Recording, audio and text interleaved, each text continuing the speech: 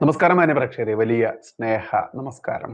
നോക്കൂ, ഇന്ന് രാവിലെ തന്നെ ഞാൻ എഴുന്നേറ്റ ഉടനെ തന്നെ എൻ്റെ വാട്സപ്പിൽ ഒരു വോയിസ് മെസ്സേജും അതുപോലെ ഒരു വീഡിയോ ക്ലിപ്പും വന്ന് കിടക്കുന്നതാണ് കണ്ടത്. അപ്പൊ അത് വീഡിയോ ക്ലിപ്പ് മറ്റൊന്നുമല്ല, നമ്മുടെ ആലപ്പുഴയിലുള്ള ഒരു ജിഹാദി കാക്കായി ഉണ്ടല്ലോ, എന്താ സുഹാരിയോ എന്തോ തേങ്ങയായിട്ട് സുഹറിയോ എന്തൊക്കെ ആയിട്ട് ഒരു താടിയൊക്കെ വെച്ചിട്ട് വെള്ളിയും വെള്ളിയും മൊല്ലാക്കിയിട്ട് നടക്കുന്ന ഒരു ഡാഷ്മോൻ, അങ്ങനെ ഒരു പിഗ്മോൻ അങ്ങനെ പറയേണ്ടത്. അവര് ഹിന്ദു സ്ത്രീകളെയൊക്കെ കണ്ടു കഴിഞ്ഞാൽ അവന്റെ ആ മുക്കാൽ അങ്ങോട്ട് പൊങ്ങിയിട്ട് അവന്റെ വീട്ടിൽ അവന്റെ ഉമ്മയോടും അവന്റെ പെങ്ങളോടും അവന്റെ മകളോടും വരെ കാണിക്കുന്ന വൃത്തികേടുകൾ അവനിങ്ങനെ ഓർമ്മ വരും ഹിന്ദു സ്ത്രീകളെയൊക്കെ കാണുമ്പോൾ. അത്തരത്തിൽ ഹിന്ദു സ്ത്രീകളെ കാണുമ്പോൾ വായിൽ തോന്നിയത് പറയുന്നത് കൊണ്ട് തന്നെ നമ്മൾ കൃത്യമായിട്ട് അവന് മറുപടി കൊടുക്കാറുണ്ട്. അത്തരത്തിലുള്ള ആലപ്പുഴയിലെ ആ ഒരു ലിംഗം കൊണ്ട് ചിന്തിക്കുന്ന സുഹറി, ഈ സുഹരിയുടെ വീഡിയോ ക്ലിപ്പ് ആയിരുന്നു ഒന്ന്. മറ്റൊന്നുമല്ല, മദ്രസ അധ്യാപകന്മാർക്ക് ഞാനടക്കമുള്ള എന്നെ കാണുന്ന നിങ്ങളിലെ ഹിന്ദുവും ക്രിസ്ത്യാനിയും അടയ്ക്കുന്ന നികുതി കാശ് എടുത്തുകൊണ്ട് കൊടുക്കുന്നുണ്ട് അവനൊക്കെ പല ആനുകൂല്യങ്ങളും എന്ന് നമ്മുടെ എല്ലാം പ്രിയപ്പെട്ട ജിഹാദി സിമി എന്ന് പറയുന്ന തീവ്രവാദ സംഘടനയിലൂടെ വളർന്നു വന്ന KT ജലീൽ തന്നെ നിയമസഭയിൽ പ്രസംഗിച്ച, അതല്ലെങ്കിൽ സംസാരിച്ച തെളിവുകളുടെ വസ്തുതകളുടെ അടിസ്ഥാനത്തിൽ ഞാൻ മുമ്പെന്നോ ഒരു വീഡിയോ ചെയ്തിട്ടുണ്ടായിരുന്നു. ആ വീഡിയോ ക്ലിപ്പ് ഇന്നാണെന്ന് തോന്നുന്നു നമ്മുടെ ലിംഗ ആസാമി അല്ലെങ്കിൽ ലിംഗം കൊണ്ട് ചിന്തിക്കുന്ന ഈ സുഹറി കണ്ടത്, ആലപ്പുഴ സുഹറി. ഇവൻ അത് വെച്ചിട്ടൊരു വീഡിയോ ചെയ്തിട്ടുണ്ടായിരുന്നു. ആ ക്ലിപ്പായിരുന്നു ഈ പറയുന്നതിന്റെ ഒരു സുഹൃത്താണ്, എൻ്റെ ബാല്യകാല സുഹൃത്താണ്. ഞാൻ മലപ്പുറം ജില്ലയിലെ അമരമ്പലം പഞ്ചായത്തിൽ, അതായത് മലപ്പുറം ജില്ലയിൽ നിലമ്പൂർ എന്ന് പറയുന്ന സ്ഥലം നിങ്ങൾക്ക് എല്ലാവർക്കും അറിയാം. അവിടെ അമരമ്പലം പഞ്ചായത്ത് എന്ന് പറയുന്ന ഒരു പഞ്ചായത്തുണ്ട്. റെയിൽവേ സ്റ്റേഷൻ റോഡിന് അങ്ങോട്ട് പോയി കഴിഞ്ഞാൽ വരുന്ന പ്രദേശങ്ങളാണ്. അത്തരത്തിൽ ഈ അമരമ്പലം പഞ്ചായത്തിൽ കവള മുക്കട്ട എന്ന് പറയുന്ന ഒരു സ്ഥലമുണ്ട്. ഞാനും നമ്മുടെ എല്ലാം പ്രിയപ്പെട്ട മജീഷ്യൻ ഗോപിനാഥ് മുതുകാട്, അദ്ദേഹവും ഞാനും ഒക്കെ ഒരു വാർഡിലെ തൊട്ടടുത്ത തറവാട്ടുകാരായിരുന്നു. അക്കാലത്തെ രണ്ട് ജന്മി കുടുംബങ്ങളിൽപ്പെട്ട ഒരു ജന്മി കുടുംബം നമ്മുടേതുമായിരുന്നു. ഒന്ന് ഈ പറയുന്ന മജീഷ്യൻ ഗോപിനാഥ് മുതുകാടിന്റെ ആ കുടുംബവുമായിരുന്നു. പിന്നെ മജീഷ്യൻ ഗോപിനാഥ് മുതുകാടുമായിട്ട് നമുക്ക് ബന്ധവുമുണ്ട്. എൻ്റെ അച്ഛൻ്റെ വലിയ പെങ്ങൾ, വലിയ ചേച്ചിയെ വിവാഹം കഴിച്ചത് ഈ ഗോപിനാഥ് മുതുകാടിന്റെ അച്ഛന്റെ അനിയനായിരുന്നു. അപ്പൊ അന്ന് മുതലേ ഇദ്ദേഹത്തിന്റെ അച്ഛനെ ഞങ്ങളൊക്കെ കുഞ്ഞുണ്ണിമാമ എന്നാണ് വിളിക്കുക. കാരണം ആ കാലത്തൊക്കെ TV എന്ന് പറയുന്ന സാധനമൊന്നും ആരുടെ വീട്ടിലും ഇല്ലല്ലോ. അപ്പൊ അക്കാലത്തും TV ഉണ്ടായിരുന്നു. ഒരു വീടായിരുന്നു ഈ പറയുന്ന കുഞ്ഞുണ്ണിമാമ എന്ന് വിളിക്കുന്ന, എന്നാൽ മജീഷ്യൻ ഗോപിനാഥ് മുതുകാടിന്റെ അച്ഛനായിട്ടുള്ള. അപ്പൊ അവരുടെ തറവാട്ടിലാണ് ഞങ്ങൾ സിനിമയും TV ഒക്കെ കാണാൻ പോവുക. ഞായറാഴ്ച ദിവസങ്ങളിൽ 70കളിലൊക്കെ ജനിച്ചിട്ടുള്ള ആളുകൾക്ക് അറിയാൻ പറ്റും, ഞായറാഴ്ച ദിവസമൊക്കെ ദൂരദർശനിൽ സിനിമ ഉണ്ടായിരിക്കും. അപ്പൊ അത്തരത്തിൽ അത് കാണാനൊക്കെ പോകുമായിരുന്നു. അപ്പോ ഈ മജീഷ്യൻ ഗോപിനാഥ് മുതുകാട്, അദ്ദേഹത്തിന്റെ, ഞങ്ങളൊക്കെ ഗോപിയേട്ടൻ എന്ന് വിളിക്കും, അദ്ദേഹത്തിന്റെ ജ്യേഷ്ഠനായിട്ടുള്ള, ഞങ്ങളെല്ലാം ഉണ്ണിയേട്ടൻ എന്ന സ്നേഹത്തോടെ വിളിക്കുന്ന നാട്ടുകാരുടെ എല്ലാം പ്രിയപ്പെട്ട ഒരാൾ, അദ്ദേഹത്തിന്റെ അടുത്ത സുഹൃത്തായിരുന്നു എൻ്റെ അച്ഛൻ. VK മണി എന്ന് പറയും. പിന്നെ അവര് വേറെ രണ്ട് സുഹൃത്തുക്കളുണ്ട്. ഒന്ന് ചെറിയാക്ക എന്ന് പറയും, ഒരാളുടെ പേര് ഞാൻ പറയുന്നില്ല, കാരണം ആ ആളുടെ മകനാണ് എനിക്ക് ഈ വീഡിയോ ക്ലിപ്പും പിന്നെ അദ്ദേഹത്തിന്റെ ഒരു ഉപദേശ ഓഡിയോയും എനിക്ക് ഇട്ടത്. അപ്പൊ എൻ്റെ അടുത്ത സുഹൃത്തായിരുന്നു, ബാല്യകാല സുഹൃത്തായിരുന്നു. ഞങ്ങൾ 1ാം ക്ലാസ് മുതൽ, അതല്ലെങ്കിൽ ബാലവാടി ആ സമയം മുതൽ ഒന്നിച്ച് പഠിച്ച് പ്രീ ഡിഗ്രി വരെ, അന്നൊക്കെ പ്രീ ഡിഗ്രിയാണ്, +2 അല്ല, പ്രീ ഡിഗ്രി വരെ ഒന്നിച്ച് പഠിച്ച സുഹൃത്തുക്കളാണ്.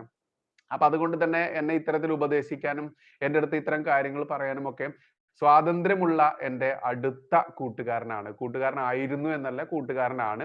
പക്ഷെ ഇപ്പോ നമ്മളൊക്കെ പ്രവർത്തിക്കുന്ന മേഖലകൾ വ്യത്യസ്തമായത് കൊണ്ട് തന്നെ അദ്ദേഹത്തിനും അത് പൂർണ്ണമായിട്ട് ഉൾക്കൊള്ളാൻ പറ്റാത്തത് കൊണ്ടോ എന്തൊക്കെ ആയിരിക്കാം, എന്തായാലും പഴയകാല ബന്ധങ്ങളൊന്നും ഇപ്പൊ ഇല്ല എന്നുള്ളതാണ്. അത്തരത്തിൽ അദ്ദേഹത്തിന്റെ ഒരു വോയിസ് ക്ലിപ്പ്, ആ വോയിസ് എനിക്ക് ഇട്ടത് ഞാൻ നിങ്ങളെ ഒന്ന് കേൾപ്പിക്കുകയാണ്. ആ ശബ്ദത്തിൽ ഞാനൊന്ന് ചെറുതായിട്ട് മാറ്റം വരുത്തിയിട്ടുണ്ട്. കാരണം അവന്റെ ശബ്ദം അങ്ങനെ ആരും ഐഡന്റിഫൈ ചെയ്യണ്ട, ഞങ്ങളുടെ ആ ബന്ധം കൊണ്ട് നമുക്ക് ആ ഒരാളെ വ്യക്തമാക്കേണ്ട ആവശ്യമില്ലല്ലോ. എന്തായാലും അദ്ദേഹത്തിന്റെ ആ ശബ്ദം ഞാൻ നിങ്ങളെ ഒന്ന് കേൾപ്പിക്കാം, അതൊന്ന് കേൾക്കാം.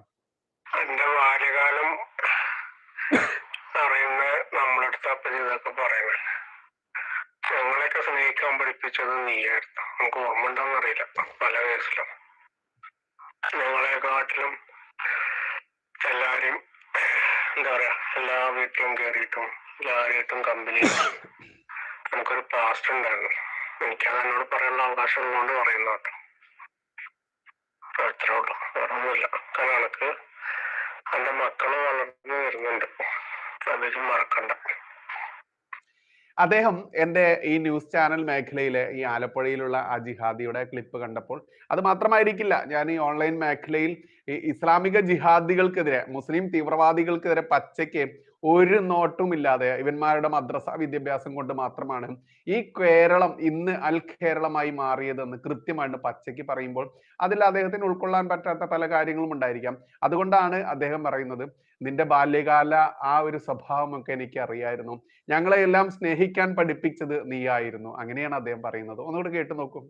എന്റെ ബാല്യകാലം അറിയുന്ന നമ്മളടുത്ത് അപ്പം ഇതൊക്കെ പറയുന്നത്, ഞങ്ങളെയൊക്കെ സ്നേഹിക്കാൻ പഠിപ്പിച്ചത് നീയായിരുന്നു. നമുക്ക് ഓർമ്മ അറിയില്ല പല കേസിലും. അതെ, ഞാൻ സത്യം തുറന്നു പറയാലോ, ഞങ്ങളുടെ ഈ കൂട്ടത്തിൽ ഞങ്ങൾക്ക് ഒരുപാട് കൂട്ടുകാരുണ്ട്. ഇതൊരു ഗ്രാമം, ഉള്ളിലുള്ള ഒരു ഗ്രാമം ആയതുകൊണ്ട് തന്നെ ആ കാലത്തൊന്നും ഹൈസ്കൂളിലേക്കൊന്നും പോകാൻ ബസ്സൊന്നും ഉണ്ടായിരിക്കില്ല. അപ്പൊ ഞങ്ങൾ എല്ലാവരും രാവിലെ ചായയും ഭക്ഷണമൊക്കെ കഴിച്ചതിന് ശേഷം സ്കൂൾ കിറ്റുമായിട്ട്, അന്ന് കിറ്റൊന്നും ഉണ്ടായിരിക്കില്ല, പ്ലാസ്റ്റിക് കവറിലൊക്കെ ആയിരിക്കും പുസ്തകമൊക്കെ ഇട്ടിട്ടുണ്ടാവുക. അങ്ങനെ ചെരുപ്പ് പോലും ഇല്ലാത്ത കാലം, ഒരു പാന്റ് പോലും മര്യാദയ്ക്ക് ഉണ്ടായിരിക്കില്ല, അതല്ലെങ്കിൽ ഒരു പാന്റ് കൊണ്ടുവന്ന് ആഴ്ചകൾ തള്ളിവിടേണ്ട അവസ്ഥ. 8ാം ക്ലാസ്സിൽ പോലും നിക്കർ ഇട്ട് പോയത് എനിക്ക് ഇപ്പോഴും ഓർമ്മയുണ്ട്. എന്നിട്ട് പാന്റ് ഇട്ട് വരുന്ന കുട്ടികൾ നമ്മുടെ നിക്കർ ഇട്ട് വന്ന് നമ്മളെ കളിയാക്കിയതും, അതല്ലെങ്കിൽ നമ്മുടെ കാലിൽ തൊടകളിലൊക്കെ പെൻസിൽ വെച്ച് കുത്തിയതും പേന കൊണ്ട് എഴുതിയതും ഒക്കെ ആയിട്ടുള്ള ദുരനുഭവം ഒരുപാട് ഉണ്ടായത് കൊണ്ട് തന്നെ ആ നാളുകളിലൊക്കെ ഒരുപാട് കണ്ണീർ വാർത്തിട്ടുണ്ട്. ഒരു പാന്റ് പോലും ധരിക്കാൻ കഴിയുന്നില്ലല്ലോ എന്നുള്ള അവസ്ഥ. കാരണം ജന്മി കുടുംബത്തിലായിരുന്നെങ്കിലും കമ്മ്യൂണിസം കളിച്ച് കളിച്ച് കളിച്ച് ഞങ്ങളുടെ തറവാടൊക്കെ ശോഷിച്ചു പോയിട്ടുണ്ടായിരുന്നു. എൻ്റെ അച്ഛൻ, ഞങ്ങളൊക്കെ വളർന്ന് വരുന്ന കാലഘട്ടമായപ്പോഴേക്കും നമ്മളൊക്കെ വളരെ ശോഷിച്ച, സാമ്പത്തികം എന്ന് പറയുന്ന ഒരു രൂപ പോലും കാണാൻ അത്ര കണ്ട് ആഗ്രഹിച്ച, അതല്ലെങ്കിൽ നല്ലൊരു വീട്, ഒരു അടച്ചുറപ്പുള്ള ഒരു വീട് എന്നുള്ള രീതിയിൽ പോലും വൃത്തിയുള്ള ഒരു വീടിൽ താമസിക്കുക എന്നതുപോലും ചിന്തിക്കാൻ ശേഷിയില്ലാത്ത ആ അവസ്ഥ തന്നെയായിരുന്നു. അതുകൊണ്ട് തന്നെ ഞങ്ങളൊക്കെ ബസ്സിന് പോകാൻ കാശുണ്ടായിരിക്കില്ല. കാരണം അന്ന് 15 പൈസയാണ് ബസ്സിന് കൊടുക്കേണ്ടത്. അപ്പൊ 10 പൈസ കൊടുത്തു കഴിഞ്ഞാൽ ചുള്ളിയോട് എന്ന് പറയുന്ന സ്ഥലത്ത് നിന്ന് പൂക്കോട്ടുംപാടം എന്ന് പറയുന്ന സ്ഥലത്തേക്ക് ബസ് കിട്ടും. അപ്പൊ ഞങ്ങൾ ഈ 5 പൈസയ്ക്ക് കിട്ടുന്ന മിഠായിയൊക്കെ അന്ന് ഉണ്ടായിരുന്നു. അതും വാങ്ങിയിട്ട് ഞങ്ങൾ കണ്ണും പൂട്ടി ചുള്ളിയോട്ടിലേക്ക് നടക്കും. ആ നടക്കുന്ന സമയത്ത് റോഡൊന്നും ടാറൊന്നും ഇട്ടിട്ടുണ്ടായിരുന്നില്ല. ആ കല്ല് പാകിയ റോഡ്, ആ റോഡിലൂടെ നടക്കുന്ന കൂട്ടുകാരനായിരുന്നു.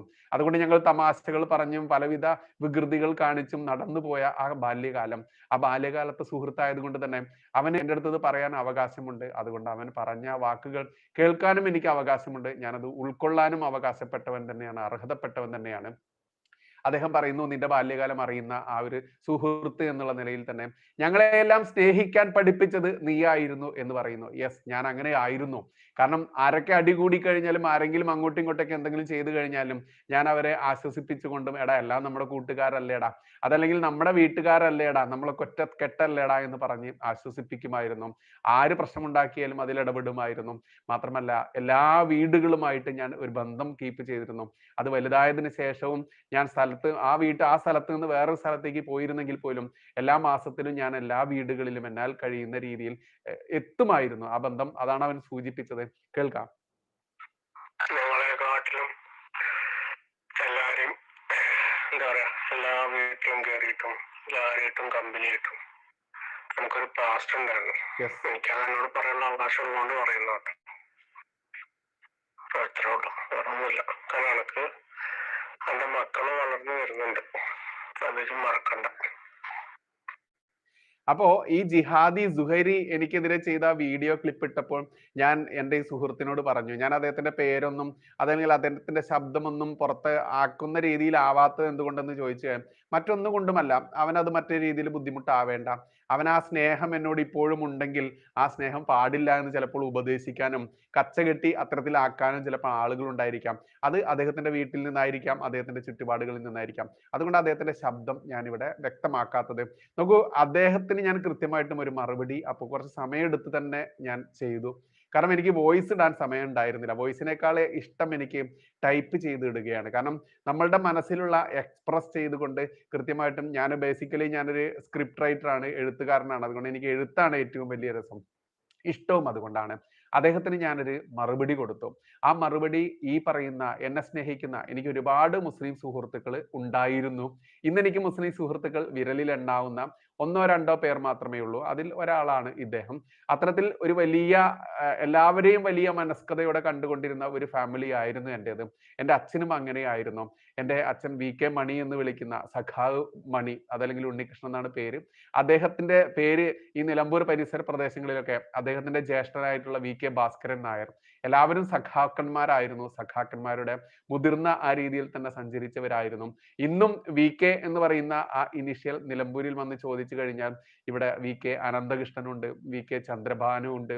ഇത്തരത്തിൽ വി കെ എന്ന് പറയുന്ന ആ ഇനീഷ്യൽ കേട്ടാൽ സഖാക്കന്മാരുടെ മുതിർന്ന നേതാക്കന്മാർ, അതല്ലെങ്കിൽ ഇന്നും സജീവമായിട്ട് നേതൃത്വത്തിലുള്ള നേതാക്കൻ തന്നെയാണ്. എന്തായാലും ഞാൻ അദ്ദേഹത്തിന് കൊടുത്തൊരു മറുപടി ഞാൻ പറഞ്ഞല്ലോ. ഈ മജീഷ്യൻ ഗോപിനാഥ് മുതുകാടിന്റെ ജ്യേഷ്ഠനായിട്ടുള്ള ഉണ്ണിയേട്ടനും എൻ്റെ അച്ഛനും ഈ ശബ്ദം ഇട്ടിട്ടുള്ള എൻ്റെ സുഹൃത്തിന്റെ, എൻ്റെ ബാല്യകാല സുഹൃത്തിന്റെ, എൻ്റെ അത്രയും ഇഷ്ടപ്പെട്ട സുഹൃത്തിന്റെ ഉപ്പയും പിന്നെ ചെറിയാക്കാന്ന് ഞങ്ങളൊക്കെ വിളിക്കുന്ന ഇസാക്കാക്ക, ഇദ്ദേഹമൊക്കെ അടുത്തടുത്ത സുഹൃത്തുക്കളായിരുന്നു. ഇവരൊക്കെ മ്യൂസിക്കിനോട് ഒരുപാട് സ്നേഹമുള്ളവരായിരുന്നു. ഇവര് അന്നത്തെ ജന്മി വീടുകളായതുകൊണ്ട് തന്നെ പത്തായത്തിൽ ഇഷ്ടം പോലെ വിതയ്ക്കാൻ വേണ്ടിയിട്ട് നെല്ല് സൂക്ഷിച്ചിട്ടുണ്ടാവും.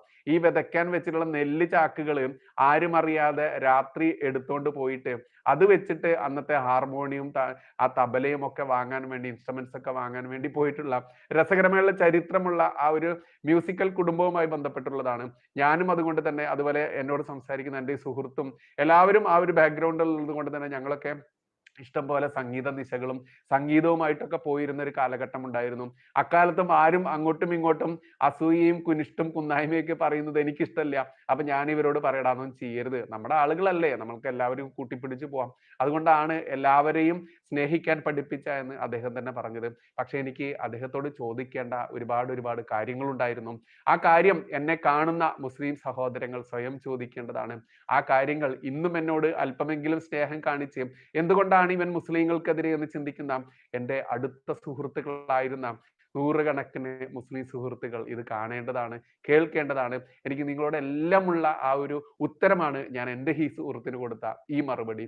അതുകൊണ്ട് നിങ്ങളിത് കേൾക്കുക. ഞാൻ അദ്ദേഹത്തിന് കൊടുത്തത് മറ്റൊന്നുമല്ല, ഇങ്ങനെയായിരുന്നു: മദ്രസ വിദ്യാഭ്യാസം നിലയ്ക്കട്ടെ, ഇസ്ലാമിക തീവ്രവാദ പ്രചരണം നിർത്തട്ടെ, അന്യമത വിദ്വേഷം നിലയ്ക്കട്ടെ, പഴയകാല സ്നേഹ സൗഹൃദ സാഹോദര്യം പുലരട്ടെ.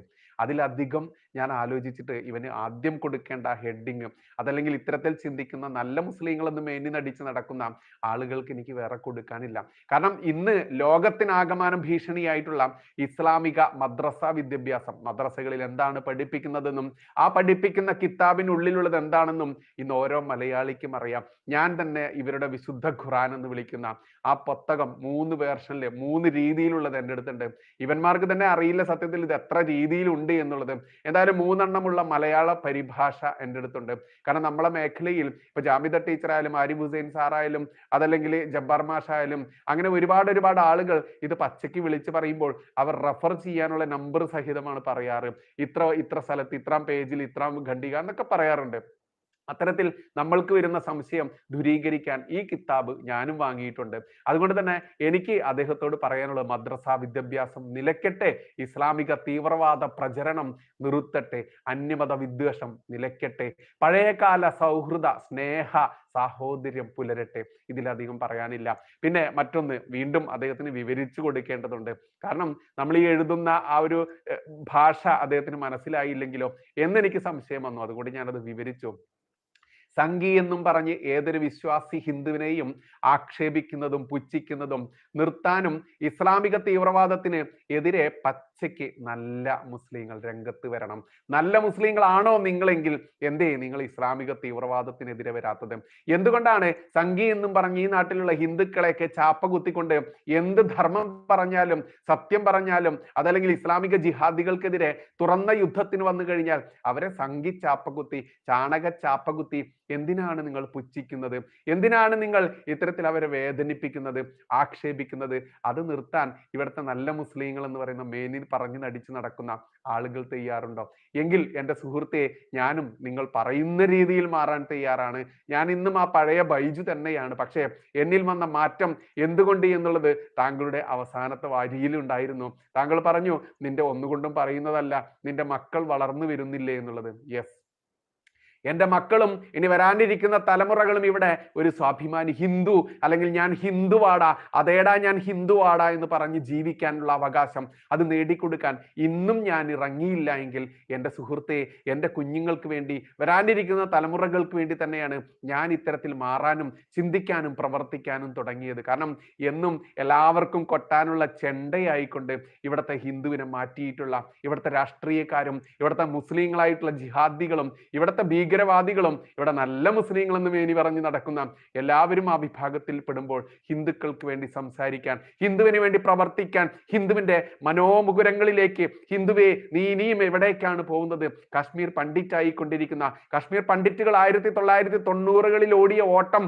ഓടാൻ നിനക്കിനി വലിയ സമയമൊന്നുമില്ല എന്ന് പറഞ്ഞു കൊടുക്കാൻ ആളുകൾ വേണ്ടേ പൊന്നു സുഹൃത്തെ. അതുകൊണ്ട് തന്നെയാണ് എൻ്റെ കുഞ്ഞുങ്ങൾക്ക് വേണ്ടി തന്നെയാണ്, വരാനിരിക്കുന്ന തലമുറകൾക്ക് വേണ്ടി തന്നെയാണ് ഞാൻ ഈ വേഷം, ഞാൻ ഈ അഭിനയം, അതല്ലെങ്കിൽ ഈ ഒരു രീതിയിലേക്ക് ഞാൻ മാറിയത്, അത് എൻ്റെ ജീവിതചര്യയാക്കി മാറ്റിയതെന്ന് പച്ചയ്ക്ക് പറയാതിരിക്കാനാവില്ല. പിന്നെ ഞാൻ അദ്ദേഹത്തോട് പറഞ്ഞു, കേരളത്തിലെ ഹിന്ദുക്കളെ രണ്ടാം പൗരന്മാരായി കാണുന്ന പ്രകടിപ്പിക്കുന്ന രാഷ്ട്രീയക്കാരുടെ തട്ടിപ്പ് നിലയ്ക്കട്ടെ. ഹിന്ദുവിന്റെ ആവശ്യത്തിന് വേണ്ടിയിട്ടോ ഹിന്ദുവിന് വേണ്ടിയിട്ടോ ഇവിടെ ഏതെങ്കിലും ഉണ്ടോ? മേനി നടിച്ച് നടക്കുന്ന 3 BJP-ക്കാർ MLA-മാരുണ്ടല്ലോ, ഇവർ ഹിന്ദുക്കൾക്ക് വേണ്ടി സംസാരിക്കാറുണ്ടോ? ഇല്ലെന്നേ.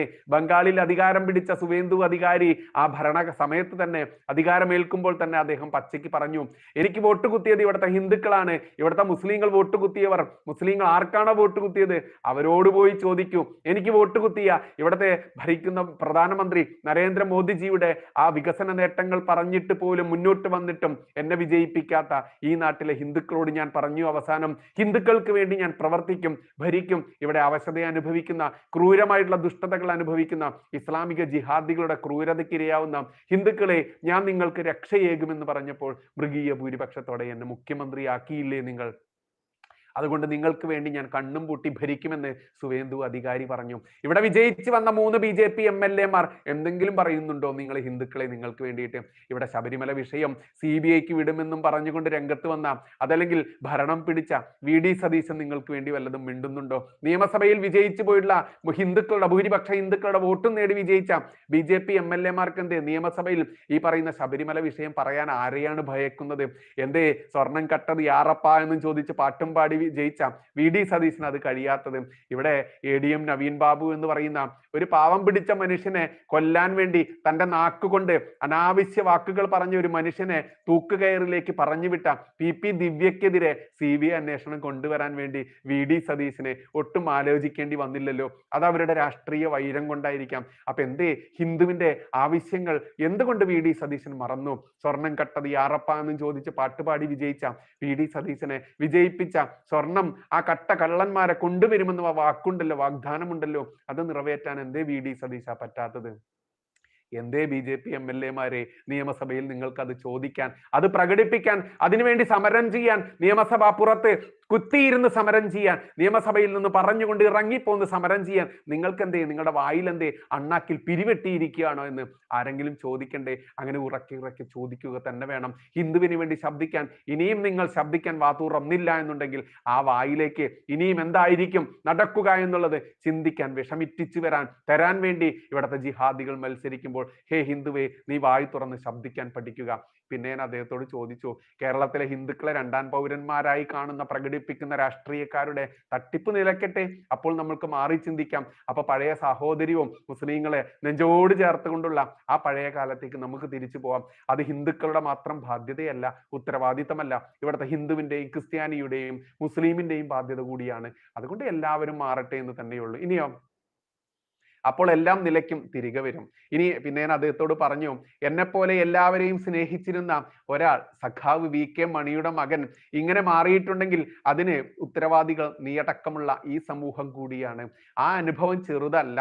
നന്നായി ബിസിനസ് ചെയ്തിരുന്ന എന്നെ തകർത്ത് ഇന്ന് ഈ മേഖലയിലേക്ക് എത്തിച്ചതും ആ കാലത്ത് ഞാൻ അനുഭവിച്ച ജയിൽവാസം വരെ നിനക്ക് അറിയില്ലല്ലോ സുഹൃത്തെ. നോക്കൂ, എൻ്റെ ഈ ന്യൂസ് ചാനൽ മേഖലയിലേക്ക് വരുന്നതിന് മുൻപുള്ളായിരുന്നു എൻ്റെ ഫാസ്റ്റ്. നിങ്ങളൊന്ന് അറിയണം, എൻ്റെ ആ ഭൂതകാലത്തെ കാലഘട്ടത്തിൽ ഞാൻ നല്ല ബിസിനസ് ചെയ്തിരുന്ന ഒരു വ്യക്തി തന്നെയായിരുന്നു. പക്ഷേ എന്റെ ബിസിനസ് തകർക്കാൻ വേണ്ടി ഇത്തരത്തിൽ ഞങ്ങളല്ലാതെ ഞമ്മന്റെ ആളുകളല്ലാതെ ഇവിടെ ബിസിനസ് ചെയ്യേണ്ട എന്ന് പറഞ്ഞുകൊണ്ട് ഒട്ടേറെ വ്യാജ പരാതികളും കള്ളപ്പരാതികളും കൊടുത്തുകൊണ്ട് എന്നെ ജയിലിൽ അടയ്ക്കാൻ വരെ ഇവിടെ മിനക്കിട്ടിറങ്ങിയ വലിയ മുസ്ലിം സുഹൃത്തുക്കൾ എന്ന പേരിൽ ഇറങ്ങിയിട്ടുള്ള സുഡാപ്പികളുണ്ട്, ജിഹാദികളുണ്ട്. മലപ്പുറം വലിയ മതേതരം എന്നൊക്കെ കൊട്ടിഘോഷിക്കുന്ന ആളുകളെ എനിക്കറിയാം ഈ മലപ്പുറം എന്താണെന്ന്. ഇവിടെ ഒരു വ്യവസായമോ അതല്ലെങ്കിൽ ഒരു സ്ഥാപനമോ എന്തെങ്കിലും ചെറിയ ബിസിനസ്സോ നടത്തുന്ന ഹിന്ദുക്കളെയും ക്രിസ്ത്യാനികളെയും ഹേ മുസ്ലിങ്ങളെ നിങ്ങൾ എങ്ങനെയാണ് ട്രീറ്റ് ചെയ്യുന്നതെന്ന് എനിക്ക് എൻ്റെ അനുഭവം കൊണ്ടറിയാം. അതുകൊണ്ട് എന്നെ ആരും ഈ മലപ്പുറം ജില്ലയുടെ മതേതരത്വം, ഈ മലപ്പുറം ജില്ലയുടെ വലിയ മറ്റേതൊന്നും പഠിപ്പിക്കാൻ വരേണ്ട എന്ന് പച്ചയ്ക്ക് പറയാതിരിക്കാനാവില്ല. ഇനിയോ ഇവിടെ എല്ലാത്തിനും ഞങ്ങൾ മതി എന്നും പറഞ്ഞും പറയാതെയും പഴയ അടിമ ഉടമ കാലത്തേക്ക് ഉടമകളായി മുസ്ലിങ്ങൾ മാറി വരുന്നതും ആരും അറിയുന്നില്ല എന്ന് നിങ്ങൾ ധരിക്കേണ്ട. ഇവിടെ നിങ്ങൾ വന്നു നോക്കൂ, മലപ്പുറം ജില്ലയിൽ എത്ര സ്ഥാപനങ്ങളുണ്ട് ഇവിടുത്തെ ഹിന്ദുക്കൾക്കും ക്രിസ്ത്യാനികൾക്കും. അതൊക്കെ അവരുടെ മിടുക്കുകേട് എന്നായിരിക്കും നിങ്ങൾ പറയുക. എന്നാൽ അതല്ലെന്നേ. ഇവിടെ കോടിക്കണക്കിന് രൂപ ഒറിജിനൽ ഏത് ഡ്യൂപ്ലിക്കേറ്റ് ചെയ്തെന്ന് തിരിച്ചറിയാൻ പോലും പറ്റാതെ പാകിസ്ഥാനിൽ നിന്ന് കോടി രൂപകൾ ഇന്ത്യയിലേക്ക് അടിച്ചിറക്കി കോൺഗ്രസ് ഭരിച്ചിരുന്ന ആ കാലത്ത് അങ്ങനെ അടിച്ചിറക്കിയ ആ ജിഹാദി ഫണ്ട് കൊണ്ട് ഈ നാട്ടിലുള്ള മുക്കിലും മൂലയിലും അതല്ലെങ്കിൽ റോഡ് സൗകര്യമുള്ള എല്ലായിടത്തും വികസനത്തിന്റെ ആ മുഖമുള്ള എല്ലായിടത്തും ഭൂമി തോന്നിയ വിലയ്ക്ക് പറഞ്ഞ വിലയ്ക്ക് വാങ്ങിക്കൂട്ടി ഇവിടുത്തെ ഹിന്ദുവിന്റെയും ക്രിസ്ത്യാനിയുടെയും ഭൂമി തട്ടിയെടുത്ത് ഇസ്ലാമിക ജിഹാദികൾ സാമ്രാജ്യം പടുത്തുയർത്തിയപ്പോൾ ഇവിടുത്തെ ഹിന്ദുവിനും ക്രിസ്ത്യാനിക്കും ചോദിക്കാനും പറയാനും ആരുമില്ലാത്ത അവസ്ഥയായി. ആ ഹിന്ദുവിന്റെ ചോദിക്കാനും പറയാനും ആരുമില്ലാത്ത അവസ്ഥയിൽ സംരക്ഷിക്കാനും അവർക്കത് പറഞ്ഞു കൊടുക്കാനും ഞാൻ കൃത്യമായിട്ട് രംഗത്തിറങ്ങുമ്പോൾ എന്നെ കുറ്റം പറയാനും പിന്നിൽ നിന്ന് വലിക്കാനും ചവിട്ടാനും ഒക്കെ കേസെടുക്കാനും ജയിലിലടയ്ക്കാനും ഒക്കെ ഒരുപാട് ആളുകൾ രംഗത്ത് വരും, അധികാരികൾ രംഗത്ത് വരും. അതെല്ലാം പുല്ലുപോലെ വലിച്ചെറിഞ്ഞുകൊണ്ട് ഇതെല്ലാം എനിക്ക് മെത്തയാണ്, ഒരു മെത്തയിൽ ചവിട്ടി നടക്കുന്നതിന് തുല്യമാണെന്ന് നമ്മൾ പറയാറുണ്ട്. കല്ലും മുള്ളും കാലിക്ക് മെത്ത അല്ലേ? അയ്യപ്പസ്വാമിയെ കാണാൻ വേണ്ടി ശബരിമലയ്ക്ക് പോകുമ്പോൾ നമ്മൾ വിളിക്കുന്ന ആ ശരണമന്ത്രമാണ് കല്ലും മുള്ളും കാലുക്കും എത്ത എന്നുള്ളത്. അത്തരത്തിൽ തന്നെയാണ് ഈ ജയിൽവാസമായാലും അക്രമമായാലും ഏത് രീതിയിലും നമ്മൾ ഭർഷിക്കുന്നതായാലും നമ്മൾ ഉപദ്രവിക്കുന്നതായാലും അത് കല്ലും മുള്ളും കാലുക്കും എത്തയായിട്ട് തന്നെയാണ് നമ്മൾ ഈ മേഖലയിലൂടെയൊക്കെ സഞ്ചരിക്കുന്നത്.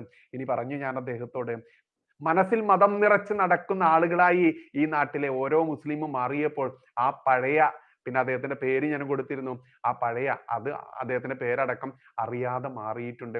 സത്യമാണെന്നേ. നോക്കൂ, ഞാൻ കുറച്ചു കാലം UAE പോയിരുന്ന സമയത്ത് ഞാൻ ഡിഗ്രി കഴിഞ്ഞ് എൻ്റെ ആ ഒരു ധൈര്യം കൊണ്ട് വിസിറ്റ് വിസ എടുത്തിട്ട് ഞാൻ എൻ്റെ മേഖല അക്കൗണ്ട്സ് മേഖലയാണ്. അങ്ങനെ ഞാൻ ദുബായിൽ പോയിരുന്ന സമയത്ത് UAE അബുദാബിയിലായിരുന്നു എനിക്ക് ജോലി കിട്ടിയത്. ഞാനന്ന് വിസിറ്റിംഗ് വിസ എടുത്ത് എൻ്റെ ആ ഒരു ധൈര്യം കൊണ്ട് പോയതാണ്. കാരണം ലാംഗ്വേജ് നമുക്ക് ഫ്ലുവൻ്റ് അല്ല, എന്നിരുന്നാലും നമുക്ക് ധൈര്യമുണ്ട് എല്ലാം നേടി എല്ലാം നേരിട്ട് കൊണ്ട് ജോലി നേടാമെന്നുള്ളത്.